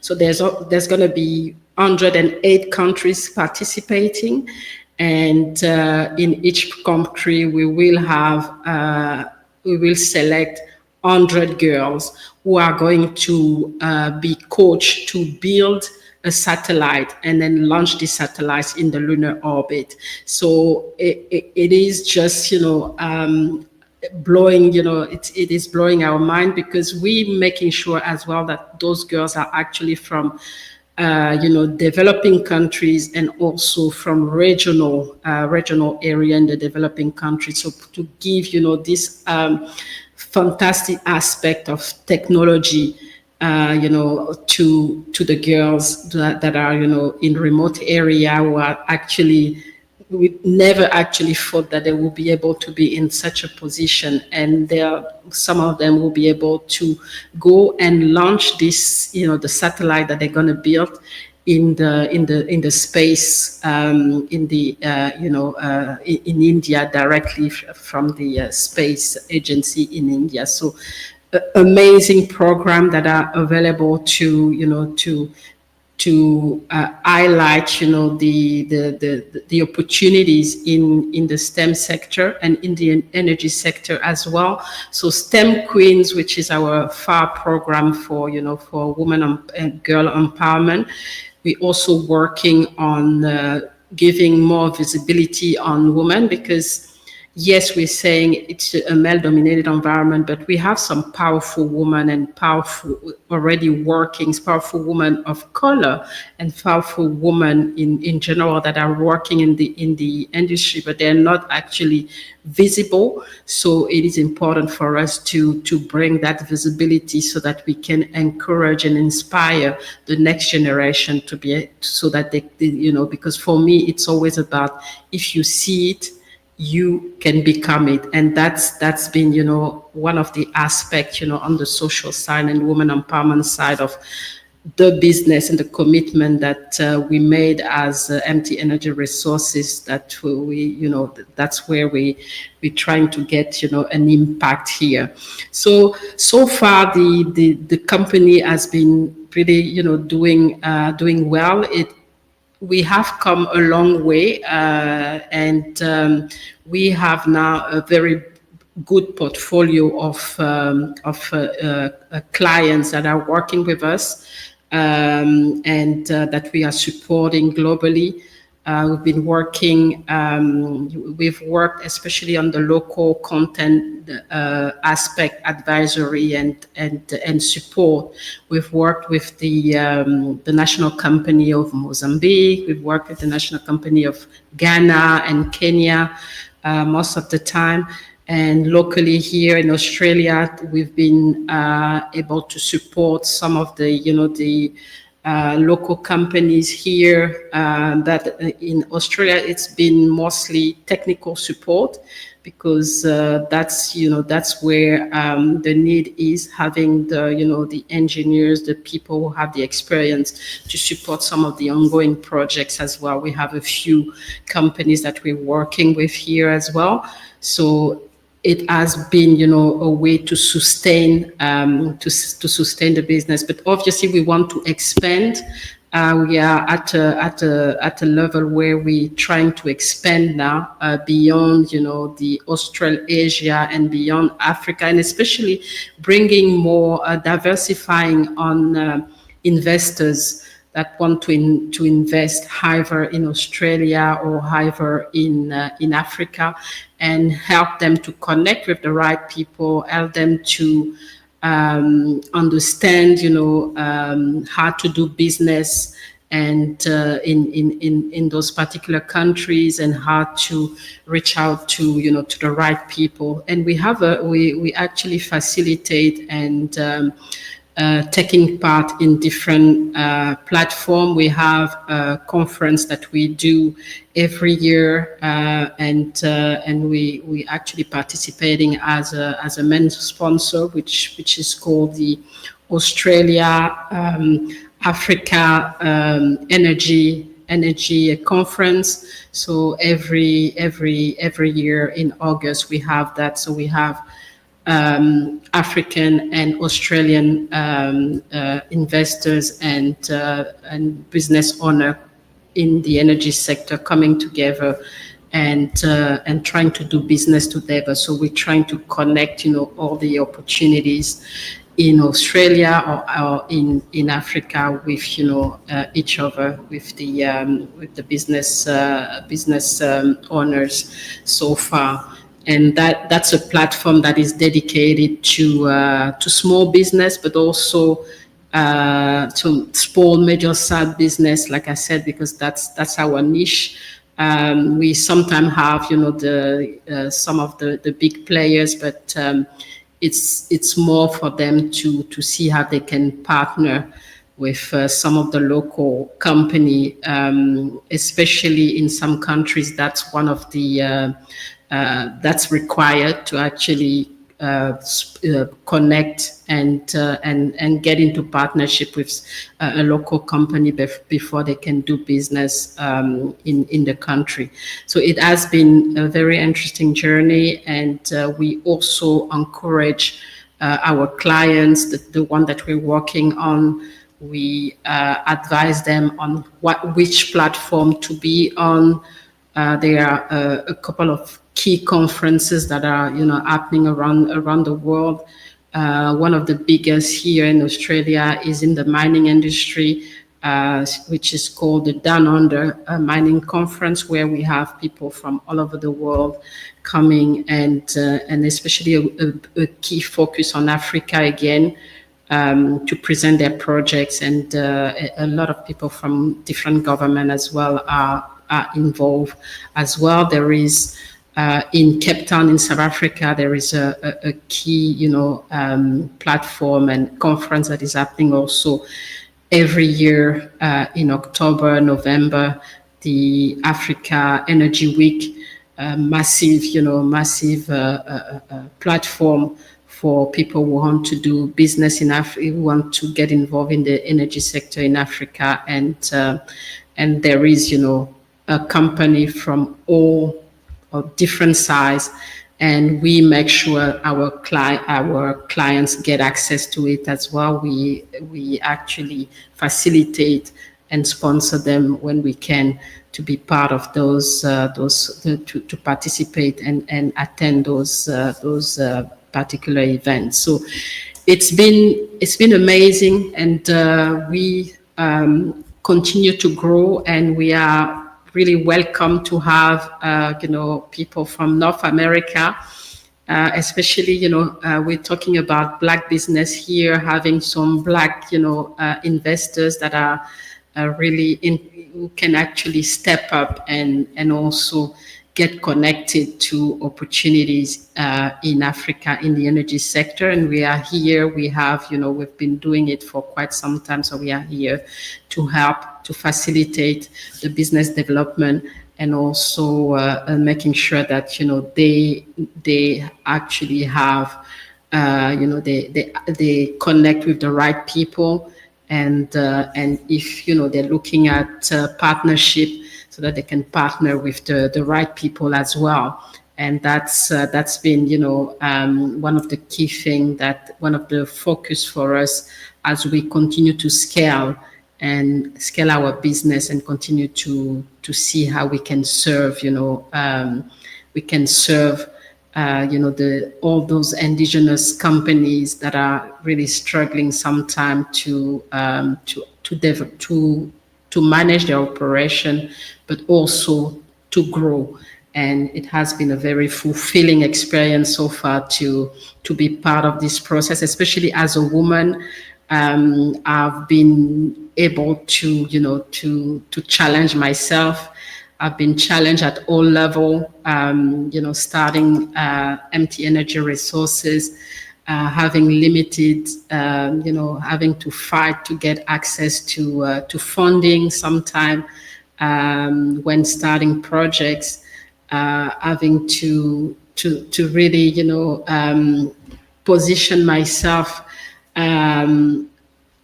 technically and as a business, as a businesswoman, obviously.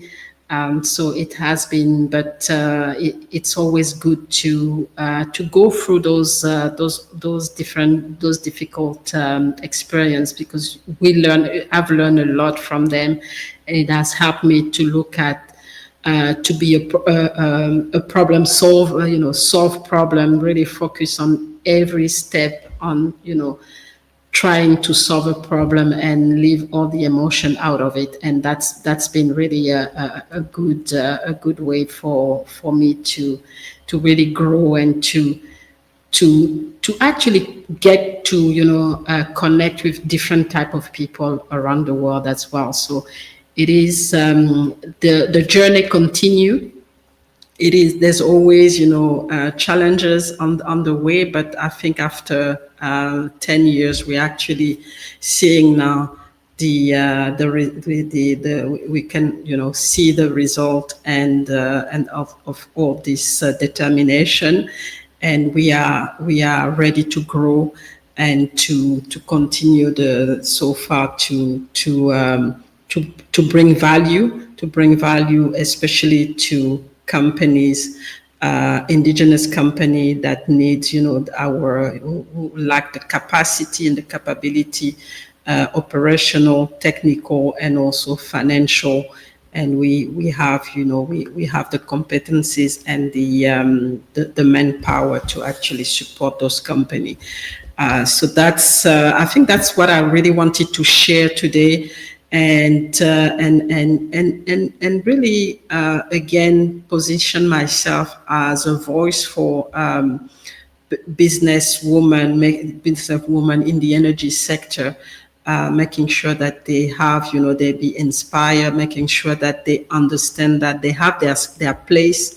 Yes, it can be difficult, but at the end of the day, when we're taking the right step, when we always looking at bringing the right value, there's no way that we can fail. There's no way that we can, we're not going to be able to grow, and not going to be able to scale, not going to be able to be recognized in this male-dominated environment. So that's basically what I wanted to share. So for in terms of having more insight on what we're doing, we are, you can look at our website, www.mtenergyresources.com.au. We are on LinkedIn, so we can find also some information on LinkedIn. And you can also find information about myself on most of the platform under Mireille Tulekima, but my preferred platform is LinkedIn as far as business is concerned. This has been amazing, Dr. Takima. This is some information that is needed worldwide, not just in the countries in which you service, but this is worldwide knowledge that needs to be spread out. I have to ask, what actually gave you the knowledge and know-how to really step into this space? Like, this is really what I want to be able to do henceforth. Yeah, so I think that what, when I had no idea that I was going to step into this industry so far, because that in uni I've actually studied IT, so there's really no link at all. But after a tragic event, lost my dad, had to really quickly find a way to find a job and get somewhere. So the industry opened its doors. I had to obviously start from scratch again, learn what it's all about. And I must say, at the beginning, I was not, very confident that I was going to stay. And so that's why I always say it's always been, love at second sight with this. And so I managed to really, start to enjoy the industry with also the help of some of the mentors, some men who actually really opened their doors and guided me.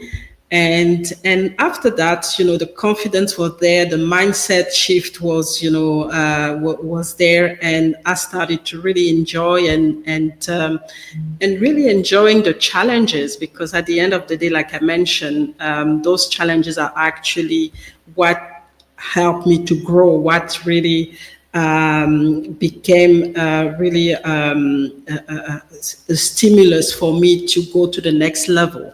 And that's really how, it's just a mindset thing now. It's okay. Yes, it's a male-dominated environment, but I try to look at things more on bringing value. What is the value that I can bring? Whatever noise is happening around me, if I know that I can bring value, I just push myself to bring that value, and then the noise just disappear. Agenda for you, like what's to come? Because I know your work does not stop here. This is not where the buck stops. So what's next on the agenda for you now or within the next 5 years? So right now we're doing mostly consultancy. So it's more, like I said, technical, financial, and so the next step, the next big step for me will be to go into operation, which is now the big market, and where you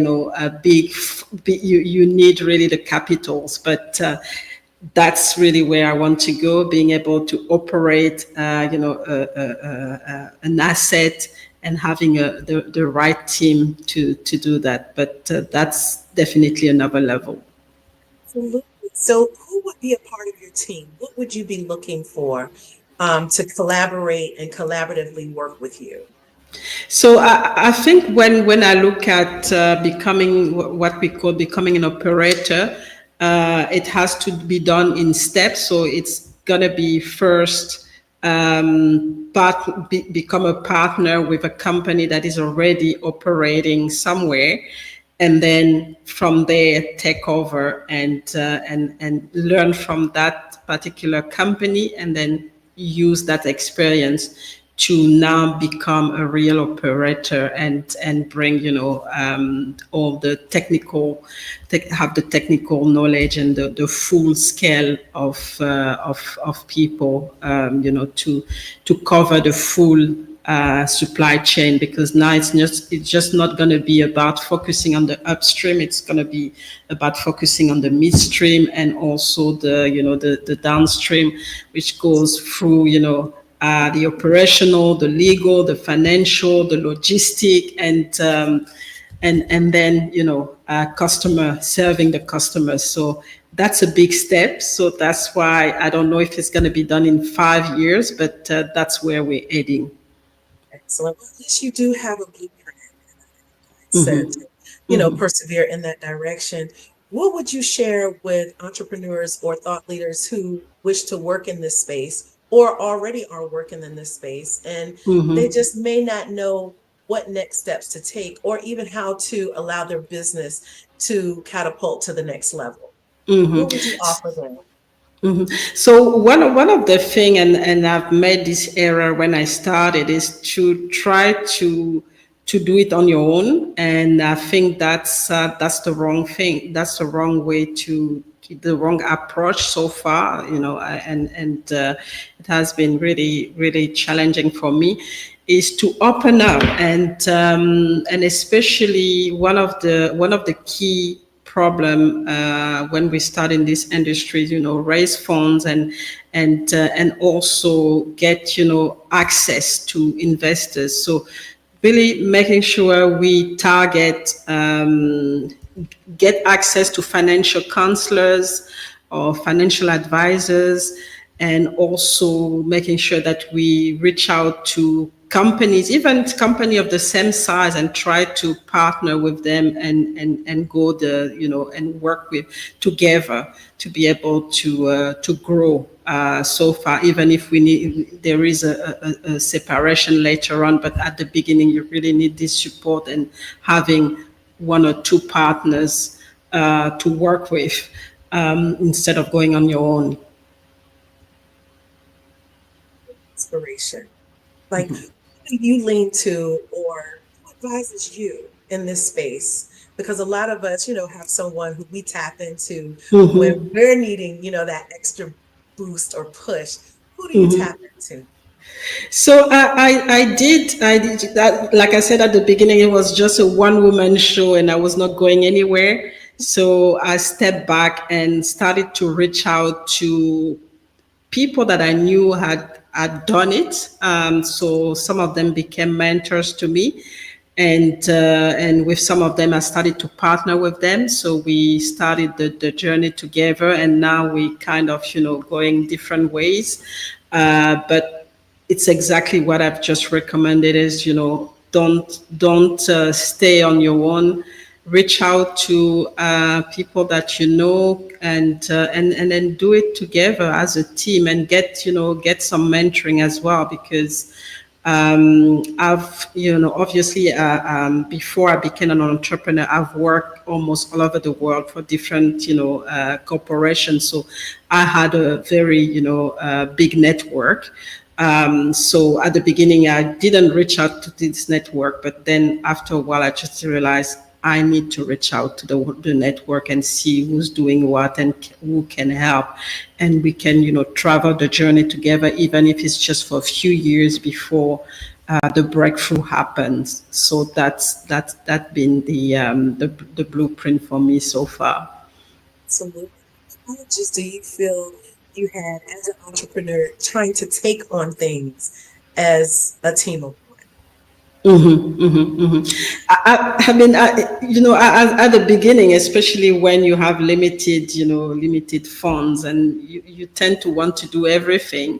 And one of the things that I also realized is, I was a very good engineer, but it doesn't mean that I was going to be a very good entrepreneur in the industry where I was, thriving as an engineer. So I felt really badly at the beginning, and I just realized, no, I need to know how to run a company and how my technical skills actually integrate into being an entrepreneur, and bring people who have, the skills to actually complement whatever I don't know or whatever I'm not able to do.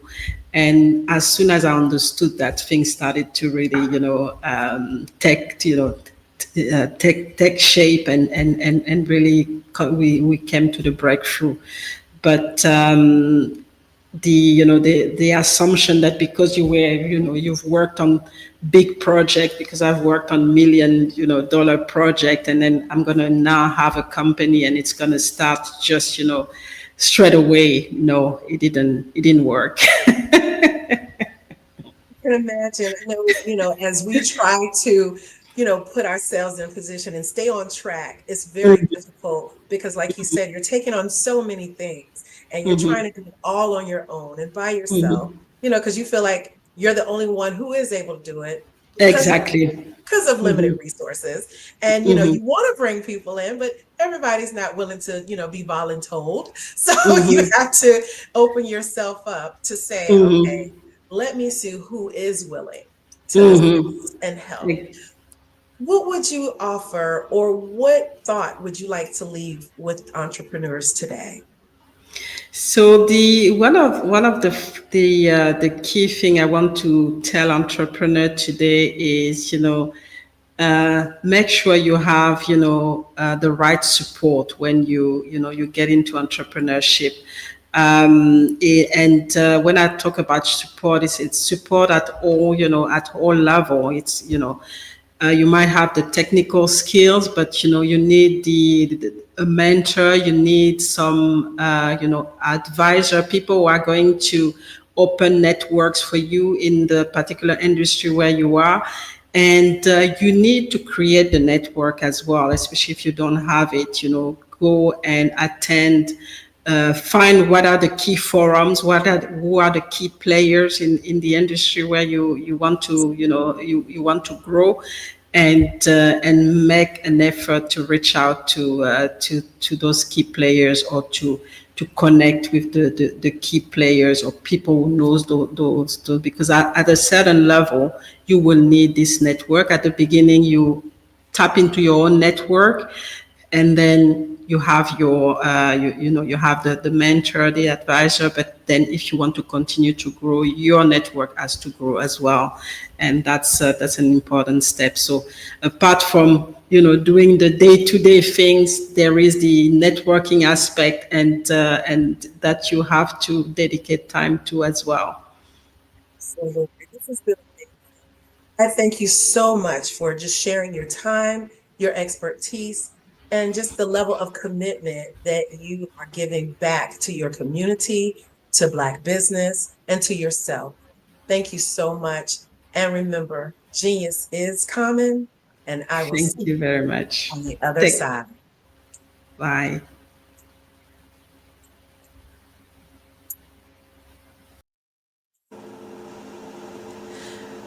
The Black Business Expo mission is to raise funds for high school seniors going to college or K-12 entrepreneurs.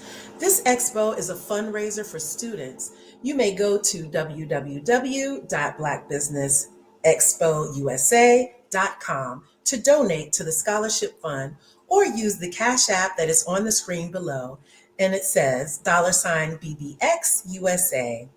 Our goal is to give laptops up to $5,000 to 10 students. Students can register online at www.blackbusinessexpousa.com. Every dollar counts, so we want to remind you to donate to the scholarship fund. We want to thank our countless sponsors of the Black Business Expo USA sponsors for September 2024-25. NC 100, Suede Soul, Carolina, Virginia, Minority Supplier Development Council, Step Management, Margie McLean Foundation Incorporated, Genius is Common, Executive Women's Success Institute, The Quality Coaching Company, Superwoman Business Services, Creative Force Studios, Lee Entertainment, Black Business Olympics, Artistic App Design, Banks Law Firm, Black Business Expo USA, and remember, genius is common, and I'll see you on the other side.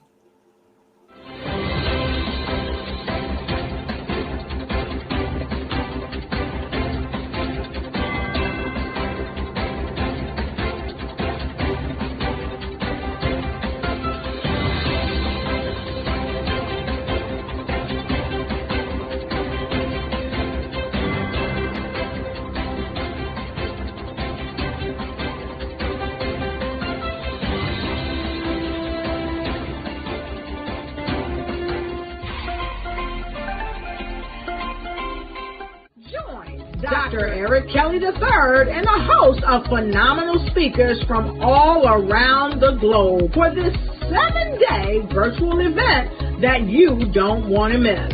The mission of the Black Business Expo is to raise scholarship money from kids all the way from high school, all the way from college. The Black Business Olympics is one of the largest Black business showcases in the world. It is an opportunity for businesses and companies to showcase their businesses globally. We are going to be giving away laptops up to $5,000 away to students. Again, I'm Olivia Appleberry, the founder of 2 Cents Finance and one of the speakers for the expo. I am so excited to see you there. For more info, go to www.blackbusinessexpousa.com or call 919-308-9090 and hope to see you there. I am Black Business. From the moment I wake until the time I sleep.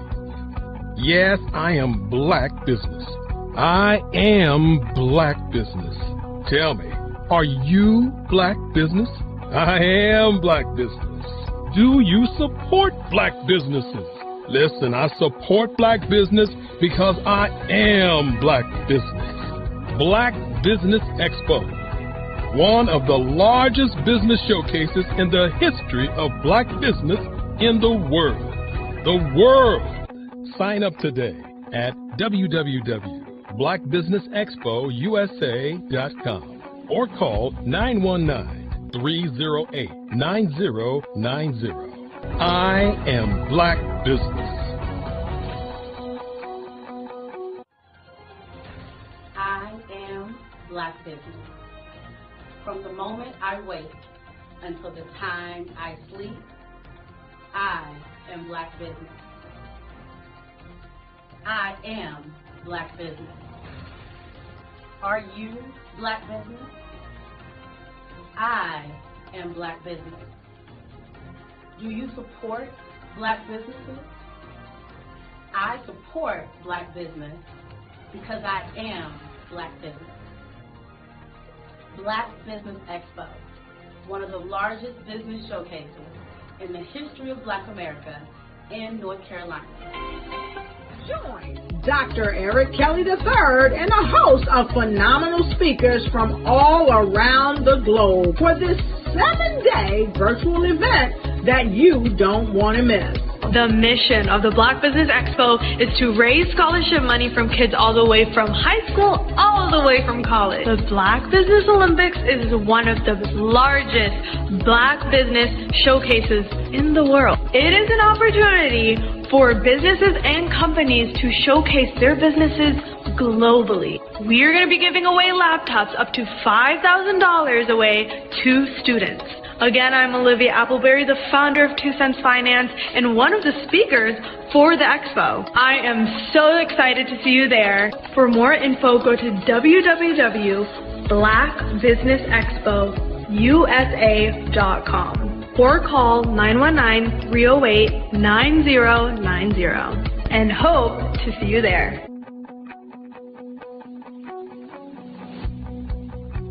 I am Black Business. From the moment I wake until the time I sleep. Yes, I am Black Business. I am Black Business. Tell me, are you Black Business? Black Business Expo, one of the largest business showcases in the history of Black business in the world.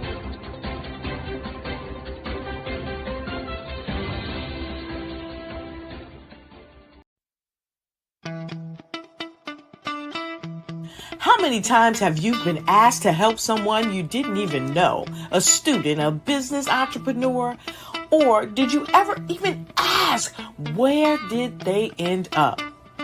That business, that friend, that entrepreneur. Well, just maybe they ended up in a gang, bankrupt, homeless, or worse, dead. Maybe they turned to crime, drugs, and alcohol. Did you ever wonder? Did you destroy their dream, or was your life always so easy? At the Black Business Olympics, we started a movement to help students complete. Give them hope and foster success. Help them to leave their dreams of providing laptops, computers, and up to $5,000 in scholarship funds. Today, we ask you to help a student, a business owner, or an entrepreneur to realize their dream by sponsoring them, supporting them, and buying from them. Consider this. With $1.6 trillion in our Black community, we only ask for a small donation for our students, our businesses, and our entrepreneurs. And you can change a life today. So I ask you, what are you going to do? Sit on the sideline and watch our students in high school be losers, miss out on their dream from lack of resources?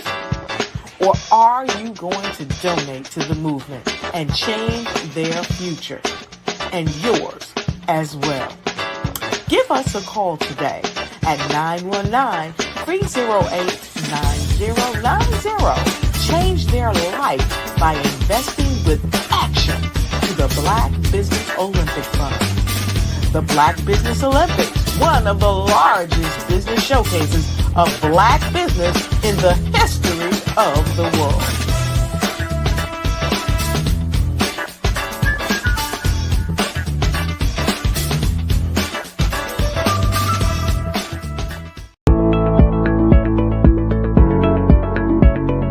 Prepare for what's coming and dominate in economic winter. Stand strong and thrive by showcasing your great products and services globally through the Black Business Network and Black Business Olympics. The Black Business Network has showcased over 2,000 companies with over $7 billion in sales each year. Over 10 million attendees have viewed the rebroadcast each month. Through the Black Business Olympics, unique styles of business training and mentoring are turning students into business owners and entrepreneurial warriors who will dominate in any economy. Gain the ultimate advantage of the Black Business Olympics, 7 days of unbelievable topics and speakers speaking around the globe. Donate your time and experience to provide expertise and scholarships to students worldwide and change the world. Now, more than ever, new insights, tools, strategies, and capabilities are needed. This is your chance for a major presentation to the world. Fill out the form and join the more than 2,000 speakers who have presented to over 200 countries. Join the Black Business Network streaming live into the Metaverse, STEM City, Black Multiverse Enterprises, Hulu, Amazon, YouTube, iHeartRadio, Apple, Facebook, LinkedIn, Pod TV, IBM TV, Spotify, and Google Podcasts. Sign up today. Spaces are limited, and we will see you there.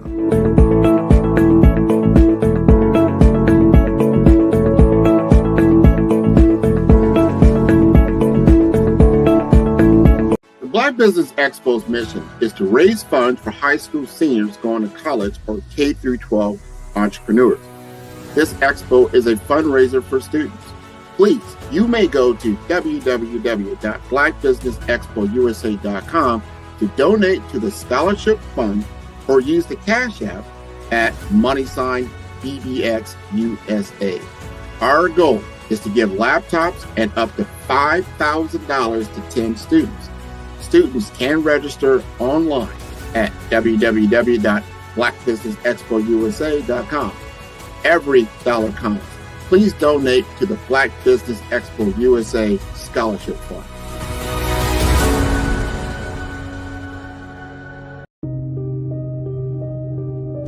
The Black Business Expo is changing my life. This year, they are giving away laptops and even $5,000 in cash to students just like me. I'm Alexis, and I want to go to college to fulfill my dream of becoming an entrepreneur. Help the Black Business Expo going to www.blackbusinessexpousa.com and also becoming a vendor, a sponsor, or donating.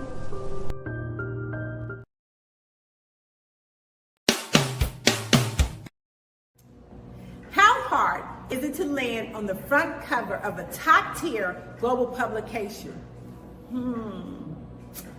The answer may surprise you. If you are a business owner, industry leader, speaker, author, or coach, this is your opportunity to get featured in a publication that reaches worldwide. We want to be able to tell your story, showcase your brand. We have made it so easy. All you have to do is answer a few questions and tell us a little bit about your business, and we'll take care of the rest. But why get featured?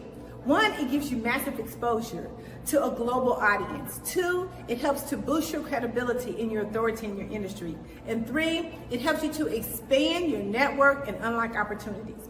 Now, right now, we are offering a special limited time offer. You can be seen by over 10,000 viewers and readerships each month. So don't wait. This is your time to elevate your business and get featured. All you have to do is click the link below and get started today.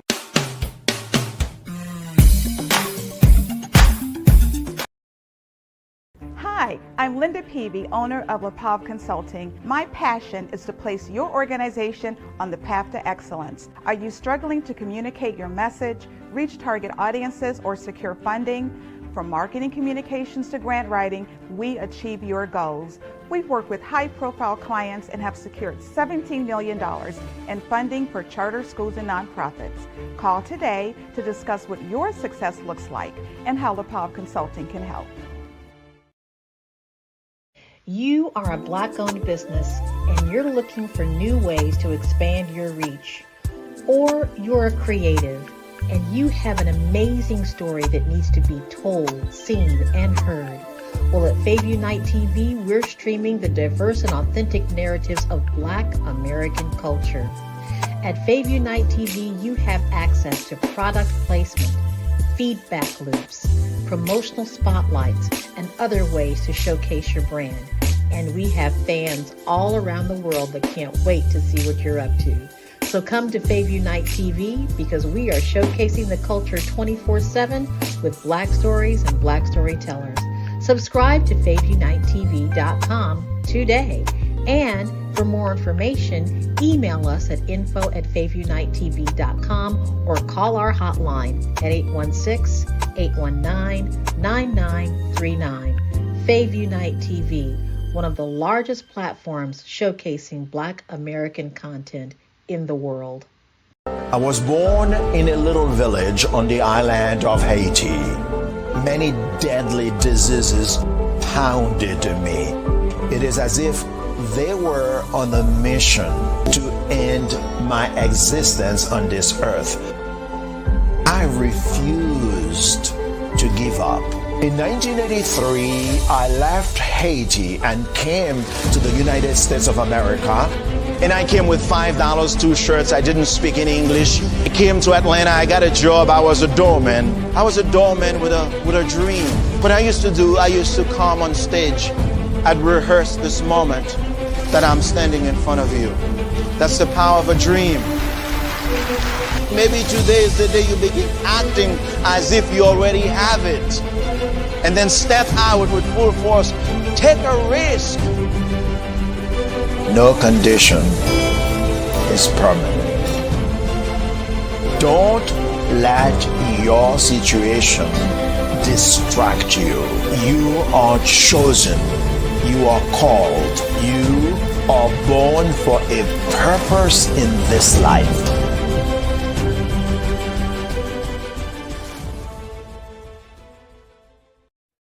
Hey everyone, it's Grant McGaw, CEO of 5-Star BDM and host of the award-winning Follow the Brand podcast and TV series, where I help you to build a 5-star brand that people will follow. My genius is personal brand development through intelligent communication and helping you achieve your business and career goals. I am a requested speaker on digital technology and brand development issues. I want to work with you to increase the value of your current opportunities while attracting new ones. Every one of you is unique, and we all share challenges that can be addressed through smart branding. As a super connector, I work with you as an executive coach to guide you along the complicated business and career development road, providing the enhancement tools and information you need to succeed. Together, I will help you succeed in today's challenging business climate. I will evaluate and measure your progress. Best of all, I am right alongside you every step of the way. Build the brand called you. Genius is coming.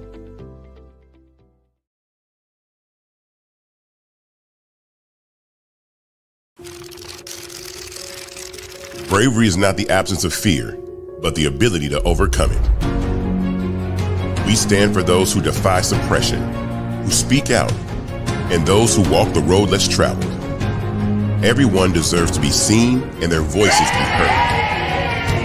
We're sparking a movement, growing a community of creators united by the desire for freedom, choice, equity, and ownership. At Fanbase, it's all for one and one for all. We support each other to guide, promote, and uplift you in a place where you can unapologetically be yourself. A place where your voice, ideas, and creativity are not just welcomed, but celebrated. We are Black founded, minority funded, and supported by a diverse, inclusive, powerful community that believes in the strength of authenticity and individual choice. Regardless of success or background, we welcome you, the marginalized, the underappreciated, the successful, the superstar. We're for all who seek a space to express themselves freely, where they are rewarded for being their authentic, true self. We transcend labels because only we have the right to define ourselves.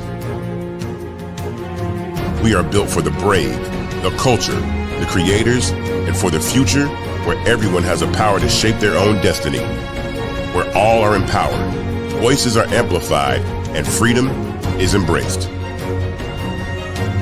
For the first time, you have a chance to own the platform you help make popular. It's a revolution, a movement in how we connect, create, and share. Everyone is a creator, and everyone has a fan base. Here, you can be you without limits.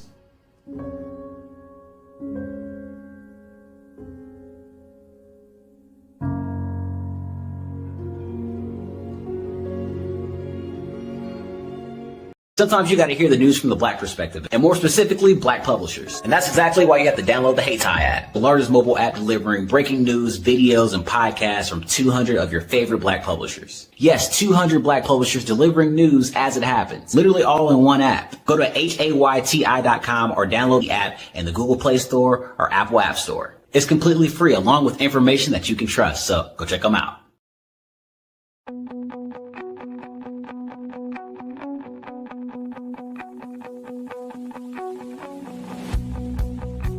I am Black Business. From the moment I wake until the time I sleep. Yes, I am Black Business. I am Black Business. Tell me, are you Black Business? I am Black Business. Do you support Black businesses? Listen, I support Black business because I am Black Business. Black Business Expo. One of the largest business showcases in the history of Black business in the world. The world! Sign up today at www.blackbusinessexpousa.com or call 919-308-9090. I am Black Business.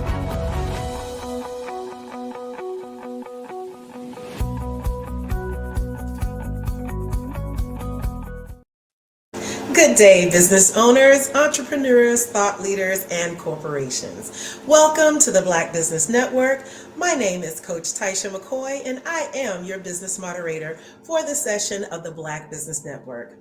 The Black Business Network is a 24-hour business network showcasing Black businesses, Black business owners, entrepreneurs, and thought leaders worldwide. We have speakers from North Carolina, London, Singapore, Africa, Japan, and cities all over the United States. The Black Business Network is a global community sharing its business knowledge to empower, inspire, and educate businesses about business. We have with us today Bridget Perkins. Bridget Perkins is a business consultant, financial expert, and entrepreneur with over 20 years of experience in accounting, taxation, and business management. After working with Fortune 500 companies, she launched multiple businesses, including Comprehensive Business Services, where she helps entrepreneurs with business format, tax preparation, accounting, and financial literacy.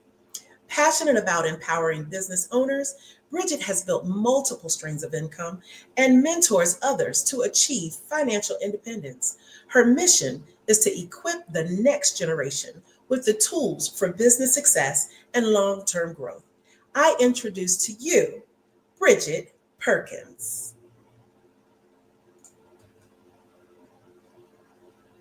Hi, how are you?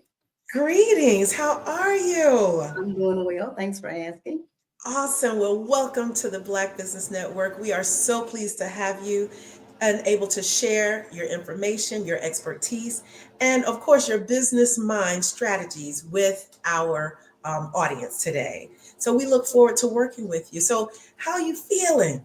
I'm feeling great, and thank you all for inviting me to the forum. I'm very excited to be here this morning. Yes, and genius is coming. So I will see you on the other side. So we just have a few questions that we want to be able to ask you. And, we're just going to have a little conversation about who is Bridget and how is it that she is impacting others. So what inspired you to transition from corporate accounting to entrepreneurship? I worked for an oil and gas company called Conoco in 2002. And they merged with Phillips Oil and Gas, and they asked us to move to Bartlesville, Oklahoma. If anybody knows about Oklahoma, And either that or we take our severance package. At the time, I can say I had no clue about what a severance package was because I came from a small town in Louisiana to the big city of Houston, Texas to working for corporations. So they instructed me what a severance package was. So I took the severance package and I stayed. I was currently on unemployment, but at the time I was married. My husband was a welder, so we had very good income coming in, and I was just idle at home. And one of his cousins had a baby. Well, she was having a baby, and she asked me would I babysit for her. And at that time, my youngest children were like in middle school, so we didn't have any babies around us. So long story short, I told her yes. So I started keeping her baby. After the baby was born, she referred me to some of her friends, and they had babies, and they referred me to other friends. And before you knew it, I had a living room full of babies.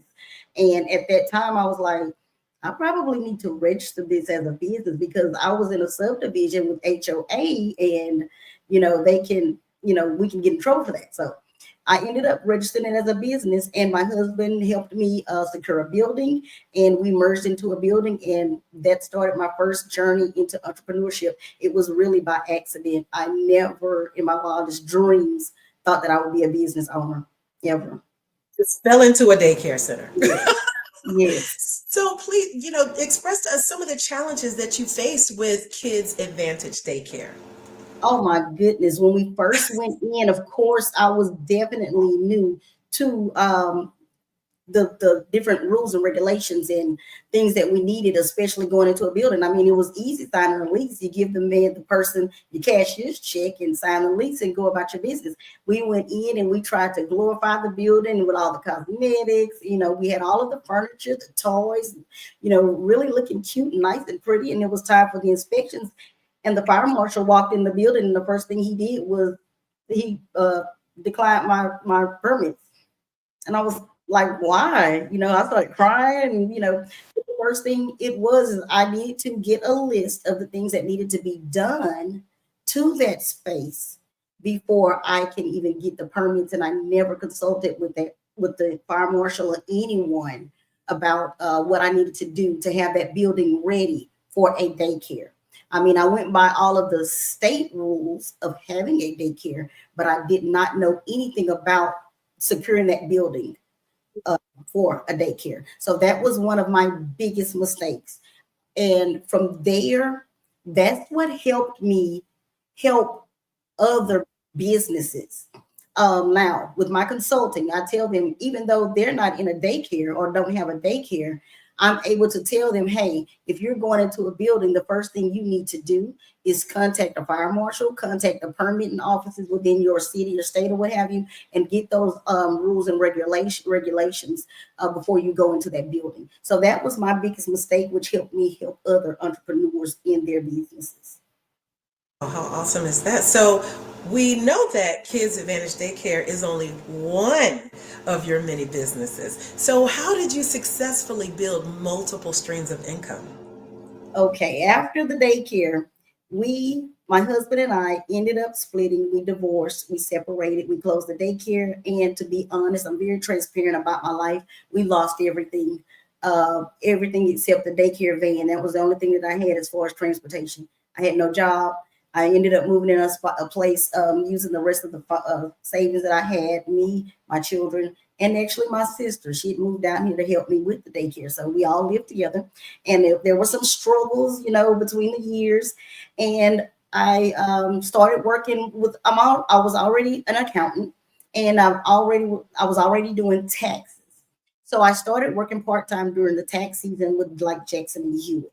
And I did that for income. And I decided, hey, I think I'm going to go back to school and get my bachelor's. So I went back to school. I got my bachelor's degree in business administration this time, and another concentration on accounting. From there, I needed to supplement the income that I did not have with my husband. We separated, divorced. So I was working for also part-time at one of the mega churches in Houston. And I networked with a lady who was a realtor. And she told me, she said, hey, she would call me BP. hey, VP, why don't you be a notary? And I'm like, I don't know anything about notary. I don't know how to do that. She's like, I'll tell you how to do it. She had the notary license, but she did not do the notaries, perform notary anymore because she'd already scaled her business into other things. And she said, I'll give you my clients. So that's how I started. I started doing notary services, and it kept me with gas money. It kept me with, a little food money and just little bill money. So I started there, and the people who I communicated with or provided those services for would ask me, hey, do you know how to do this? Do you know how to do that? Do you know anything about this and that? And I would tell, if I knew, I would do it. I would help them. And if I didn't know, I told them, I said, I can find out. And that one thing about me, I'm a lifetime learner. And anything that I do, I learn the background of it. And I learned the insides and out of it. Now, I'm not an expert. I don't know it all, but I know what I know and I know what I don't know. So I would research those things, and then I would provide those services. And everything that I do, I document it. I document it because I always go back to it and I perfect it. And eventually I started making my own manuals to different things that I did. And I also started teaching that to other people. So, because they would ask me, hey, how did you get into that? How do you do that? So I would teach that. But that's how I started with the other businesses. The notary came. I had a cousin who wanted to drive trucks, and he did not know the business side, did not want to deal with the business side. He only wanted to drive trucks. So I started the business for him, and it was a trucking company. He ended up working for a company and purchasing a truck from them. So I just had a trucking company that was just laying dormant for about 5 or 6 years.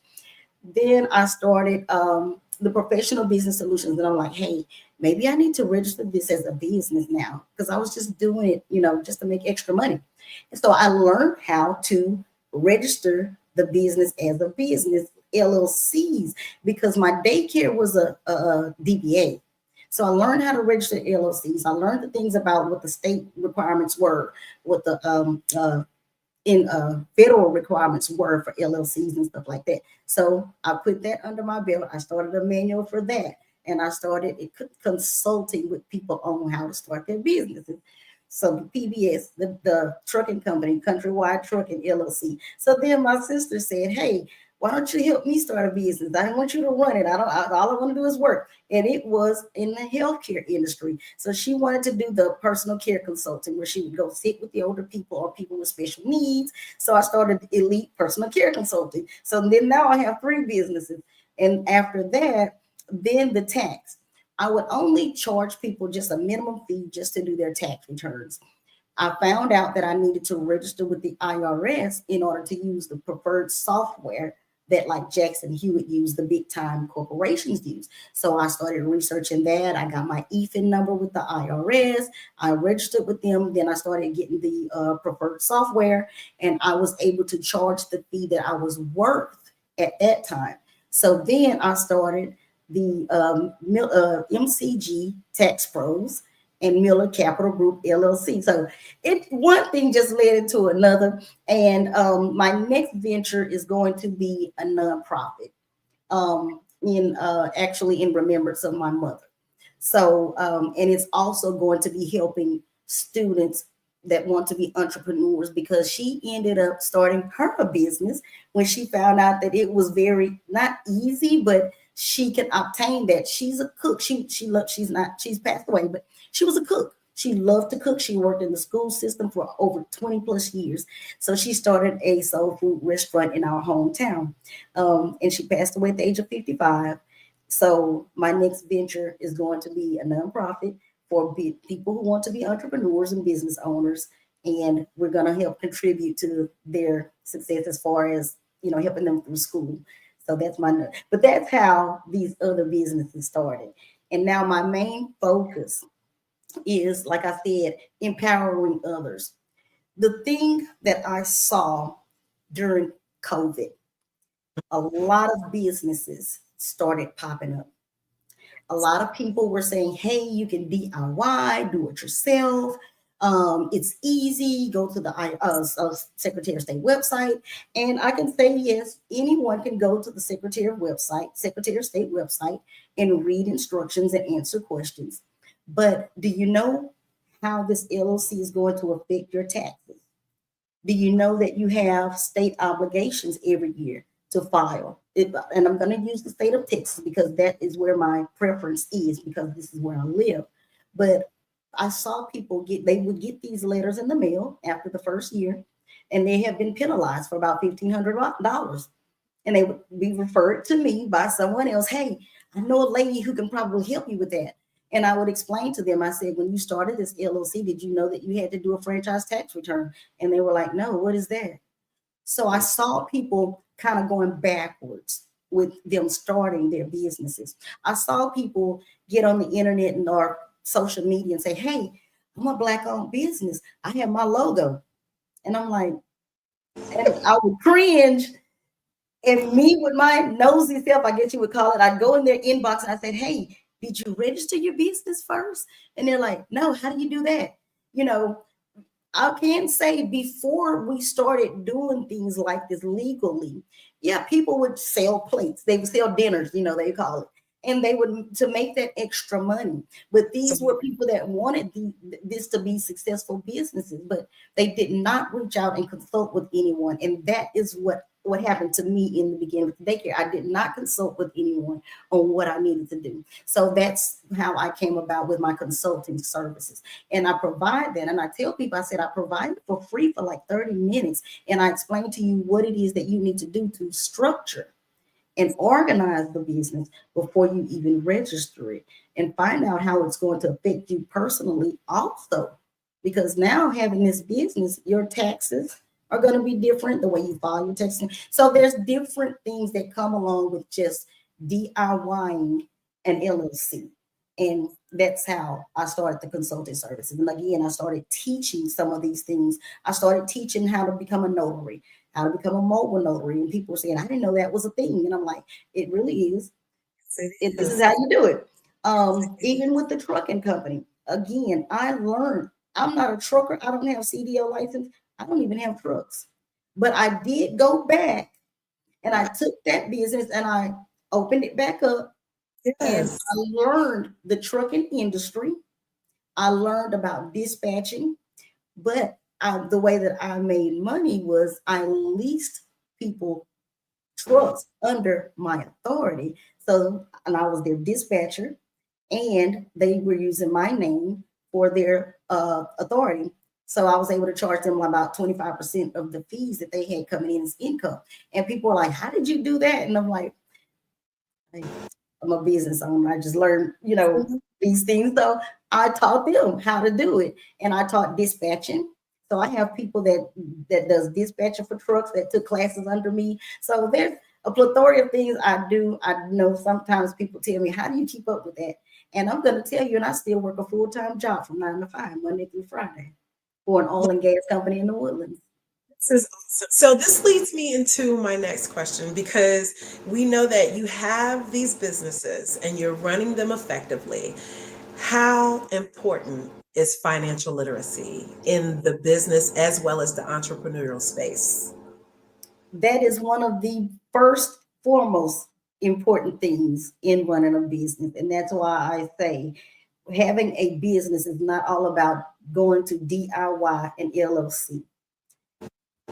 Whenever I do consult with people and I start to do their startup, because I charge a fee and I do the FY, I do it for you.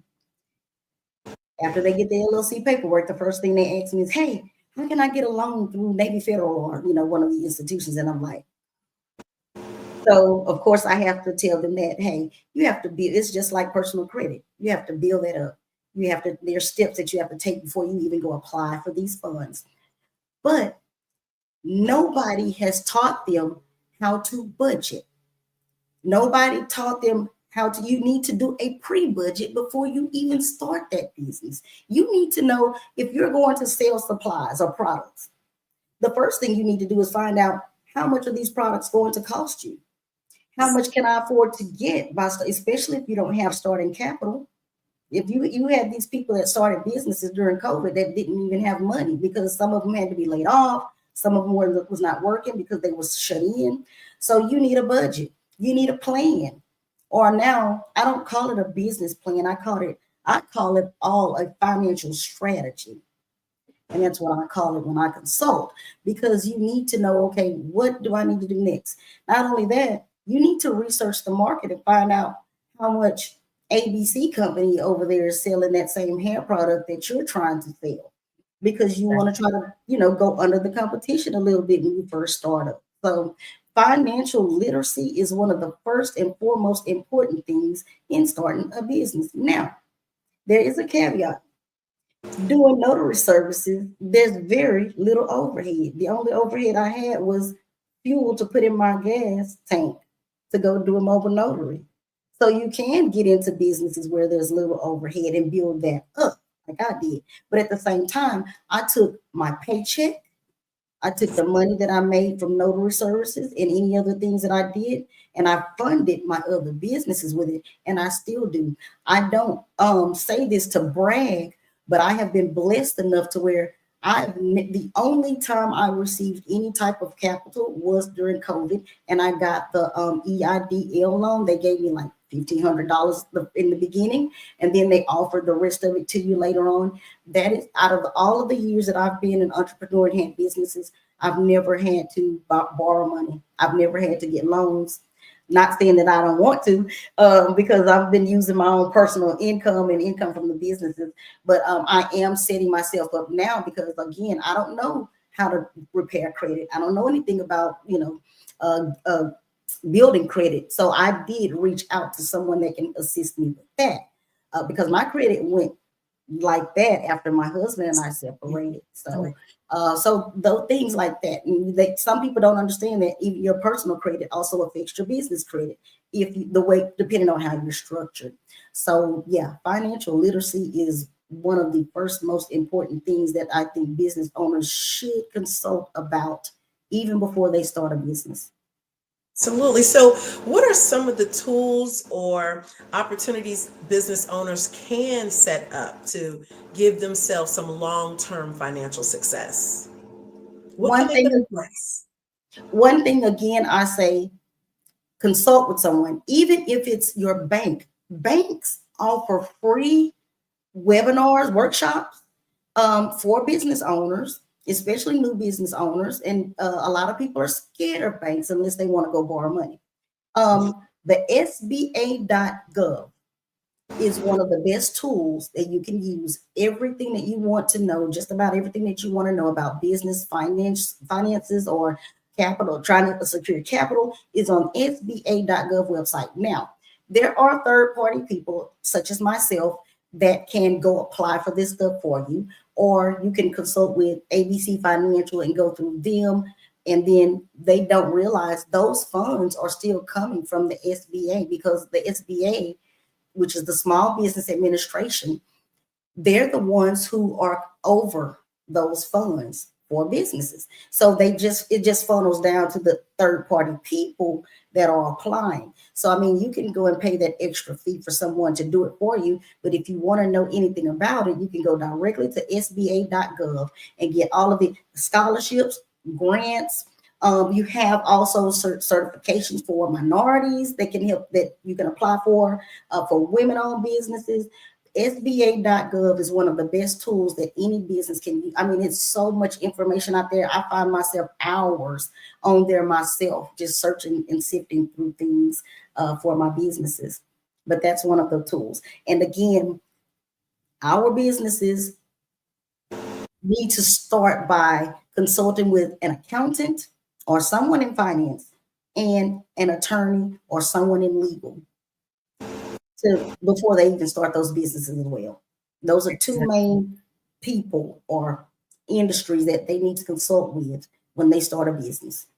Absolutely. And I hope my business owners out there are hearing this, because those are two key factors to definitely making sure that you're scaling your business appropriately. So this is good information. So I have to ask, with all the businesses that you have, taking care of family, how do you balance them now?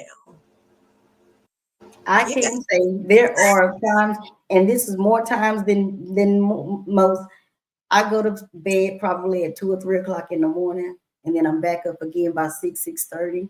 I have three small, well, I have 10 grandchildren. 3 of the small ones, I kind of help co-parent with mom and dad because the way their jobs are. So I get up and I transport them to school, and then I go to work. Afternoon, they're picked up, they come back to my home. And so the way that I balance it is, I can say again, so my sister and she helps me with my businesses now. She's now my assistant. And I was just like the lady who was speaking before me. I tried to do everything myself because years ago, it was just a mental thing that I caught in business school. It said a lot of times when you want something done right, you have to do it yourself. And I think that stuck with me and it's embedded in me, and I need to get away from it. So I did try to, delegate some authority to different people. Another thing is, really personally, I just don't trust everybody, especially when it comes to finances. Like with the tax services, you have people that are looking at other social security numbers, IDs, and it's just so much scamming, going on out here. I just didn't trust everybody. So, but to answer your question, so my sister is my assistant. She knows me better than anybody besides my mother, who's passed away. She knows how I operate and how I network with my businesses. So she helps a lot. So she is the assistant. She actually prepares taxes sometimes for me too. She's the cook. She actually lives with me now, but she's the cook. She's the babysitter when the baby's here. Just about everything. So I think that is how I balance. Because if it was up to me, the little bit of hair that I still have left, I probably would pull it out. But so that really, and honestly, that's how. There's times where, of course, let me back up a little bit. One of my tax offices is in my hometown in DeRidder, Louisiana. DeRidder is about 45 miles north of Lake Charles. If anybody knows where Lake Charles, Louisiana is, a big casino area. And I go home at least twice a month to check on the building. But I have 2 people that are there. They manage the office. Everything that I do is online. Every app that I use, my services, my software is online services. My bookkeeping is online. So I'm able to access my businesses anywhere in the world as long as I have internet access. So that was one of the things in my mission and vision statement, is to also equip businesses for things such as that. Because now with the way technology is set up, everything is online. Just about everything that you can do is online. So that kind of helps me balance. Even when I'm at my job, if I need to, well, I'll say if I want to, I'm not supposed to, but I'll tell nobody. I can log on and I can look at something like this, but I don't do that often. And I try to tell people, most of my clients know that I work still. And my hours with them is after hours, which is convenient for them because they work too on weekends. But so when I go home, it's mostly on business. The only person that really still lives that's really there is my mom's baby brother, who lives right next door to my mom's house. Is still standing. So we go check on the house or whatever. And even when I go home, my uncle tells me, he said, you need to start taking time for yourself. You never take time for yourself. You're always working. But when I go home, it's so peaceful. The only thing I do is walk around in a moo-moo with my slides and slippers on and my compression socks. And we'll end up in a conversation and I start snoring out of nowhere. And he's like, did you go to sleep? And that is the only time that I really have for myself. Most of the time is when I go home to Louisiana and then I'm there. But when I come back, it's like as soon as I hit the Texas line, everything is just going 100 miles an hour again, because it's just my sister and I, whom my mom had, and then it's my children and my grandchildren. So we're all we have. And now I feel like I'm the Madea of the family. So, so I kind of try to keep up with everybody. Absolutely. But that's the way that I juggle it. But my goal is, and I set this goal probably about 5 or 10 years ago. I said I wanted to retire when I was 55. And they're like, 55? I retired 55. I said, I don't know, but watch me. So once I started building these businesses, I did sit back and think about it. And I said, that I was just talking, but I really can't do this. But now I'm going to retire from corporate again. And then I'll be able to help finish building my corporations, which is going to in turn create my generational wealth for my family, and then set them up for success because I try to teach them different things as well. My daughter is still trying to find her way on what she wants to do. I try to impose business on her. I don't think that she wants to do business. I think she just likes customer service type stuff. So whatever it is that she wants to do, or any of them, even with the grandchildren, they're in sports.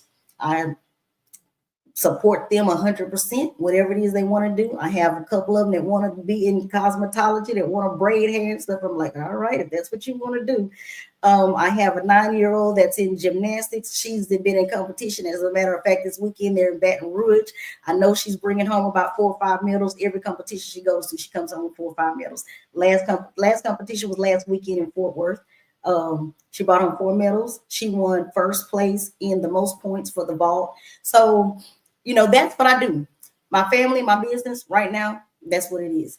And until I'm able to retire from corporate and being able to sit down and focus on all of my businesses and then my family, then I'll have time to relax and then balance myself out. But other than that, my passion is my clients. Before time gets away from us, please share with some entrepreneurs that are out here just some thoughts, or just, something that they can build on moving in the space in which you currently now work in. Again, number one, consultation, consult. I know you all have heard it takes money to make money. A lot of people don't want to pay. I can do it myself. You don't have to pay anybody to do that. But if you go to a person with that expertise, you're going to have to pay something. Consult with someone in the financial field and in the legal field, because you have people that need to have contracts. I'm going to put this out there. My next class that I'm giving is going to be April 26th. That class is going to be how to structure and organize and operate a nonprofit and turn it into a 501(c)(3), because I have people that come to me and consult with that. They go start it first and then they come back later on and want me to do the tax exemption. So take classes and courses with people that have the expertise. There's a lot of people that do peer-to-peer training. That is good because everybody cannot afford to go to college. It is what it is. I am not going to lie. I'm transparent. I have financial aid that I'm still paying on after all of these years. So everybody cannot afford to go to college and can't afford to send their children to college. It's okay to do peer-to-peer training, but make sure that they're credible.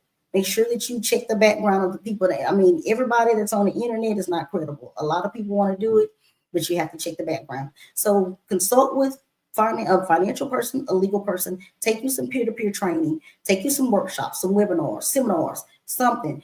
I still go on. There's people that I follow on YouTube, and I may listen to their stuff, and some of the stuff I'll get and some things that I don't get.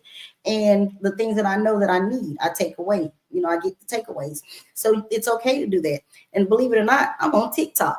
My daughter made me get on TikTok, and I'm like, what am I going to do on TikTok? You wouldn't believe the people that came to me for my services through TikTok when I'm on live, and there's so many people that get on my live and listen to the things that I say.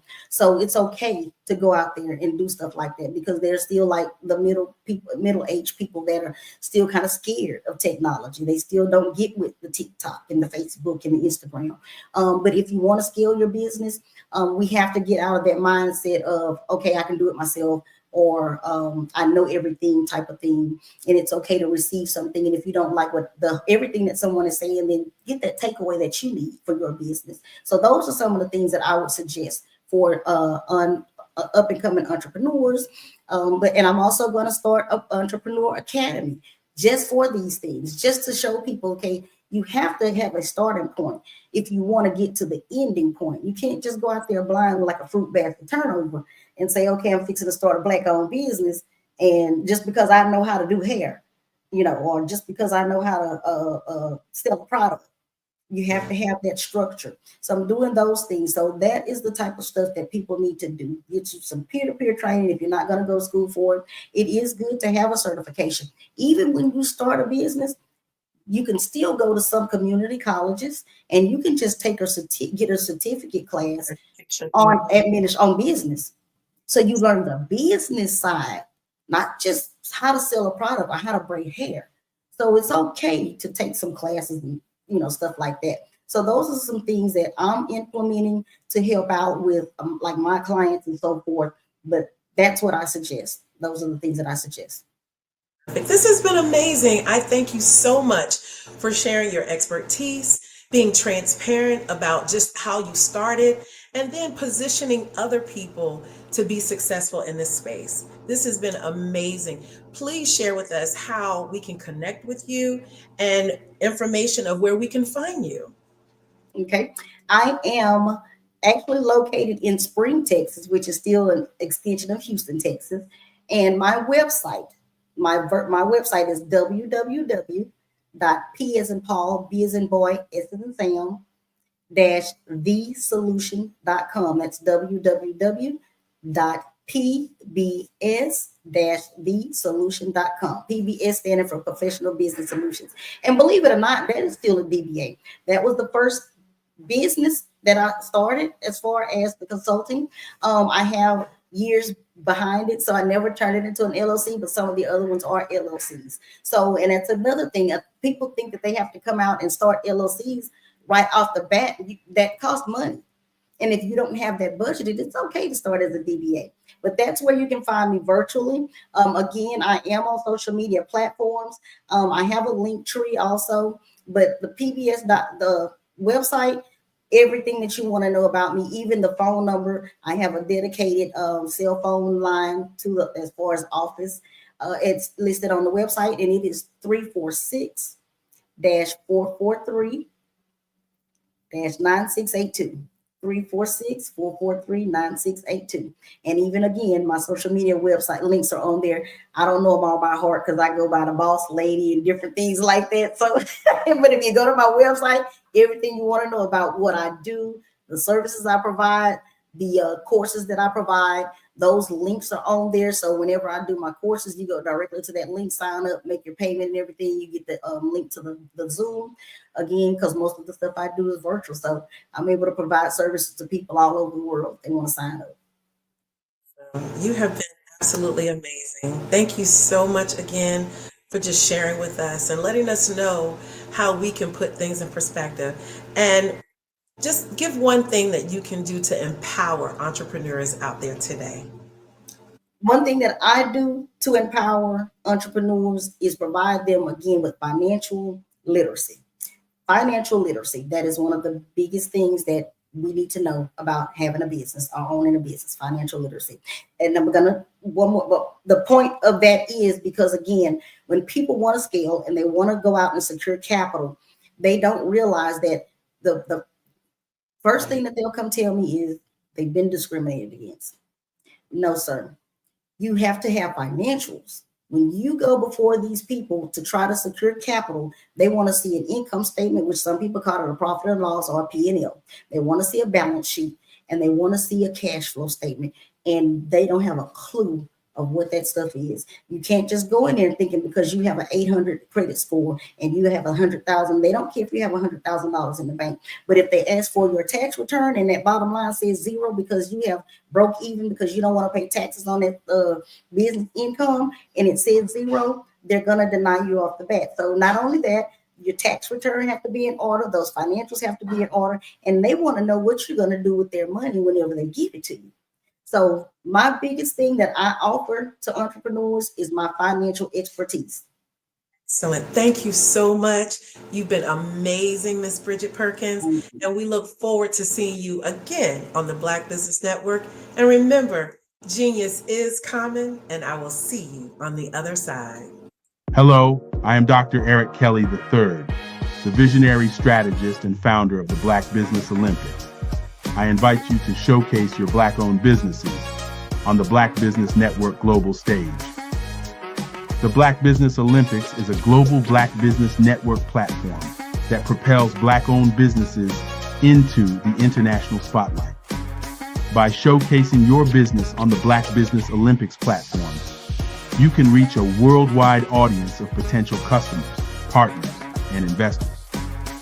You can also establish yourself as a thought leader and expert in your field, attract lucrative partnerships, and more speaking engagements. In addition, the Black Business Olympics platform provides a valuable opportunity to connect and collaborate with like-minded entrepreneurs and business professionals from around the world. This can lead to new business opportunities, ideas, and relationships. Finally, by sharing your story and expertise on the Black Business Olympics platform, you can inspire and empower others. This is a powerful way to make a positive impact on the world and leave a lasting legacy.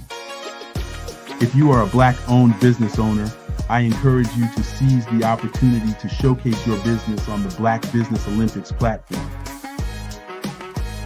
It is a once-in-a-lifetime opportunity to make an indelible mark on the world. Be one of the 1,000 visionary entrepreneurs who are changing students' lives, shaping industries, and leaving an unforgettable legacy for their families. Unleash your voice on our global stage and watch your business thrive. Black Business Olympics is one of the largest Black business showcases in the history of Black business in the world. Yes, the entire world. Just give me a call today at 919-308-9090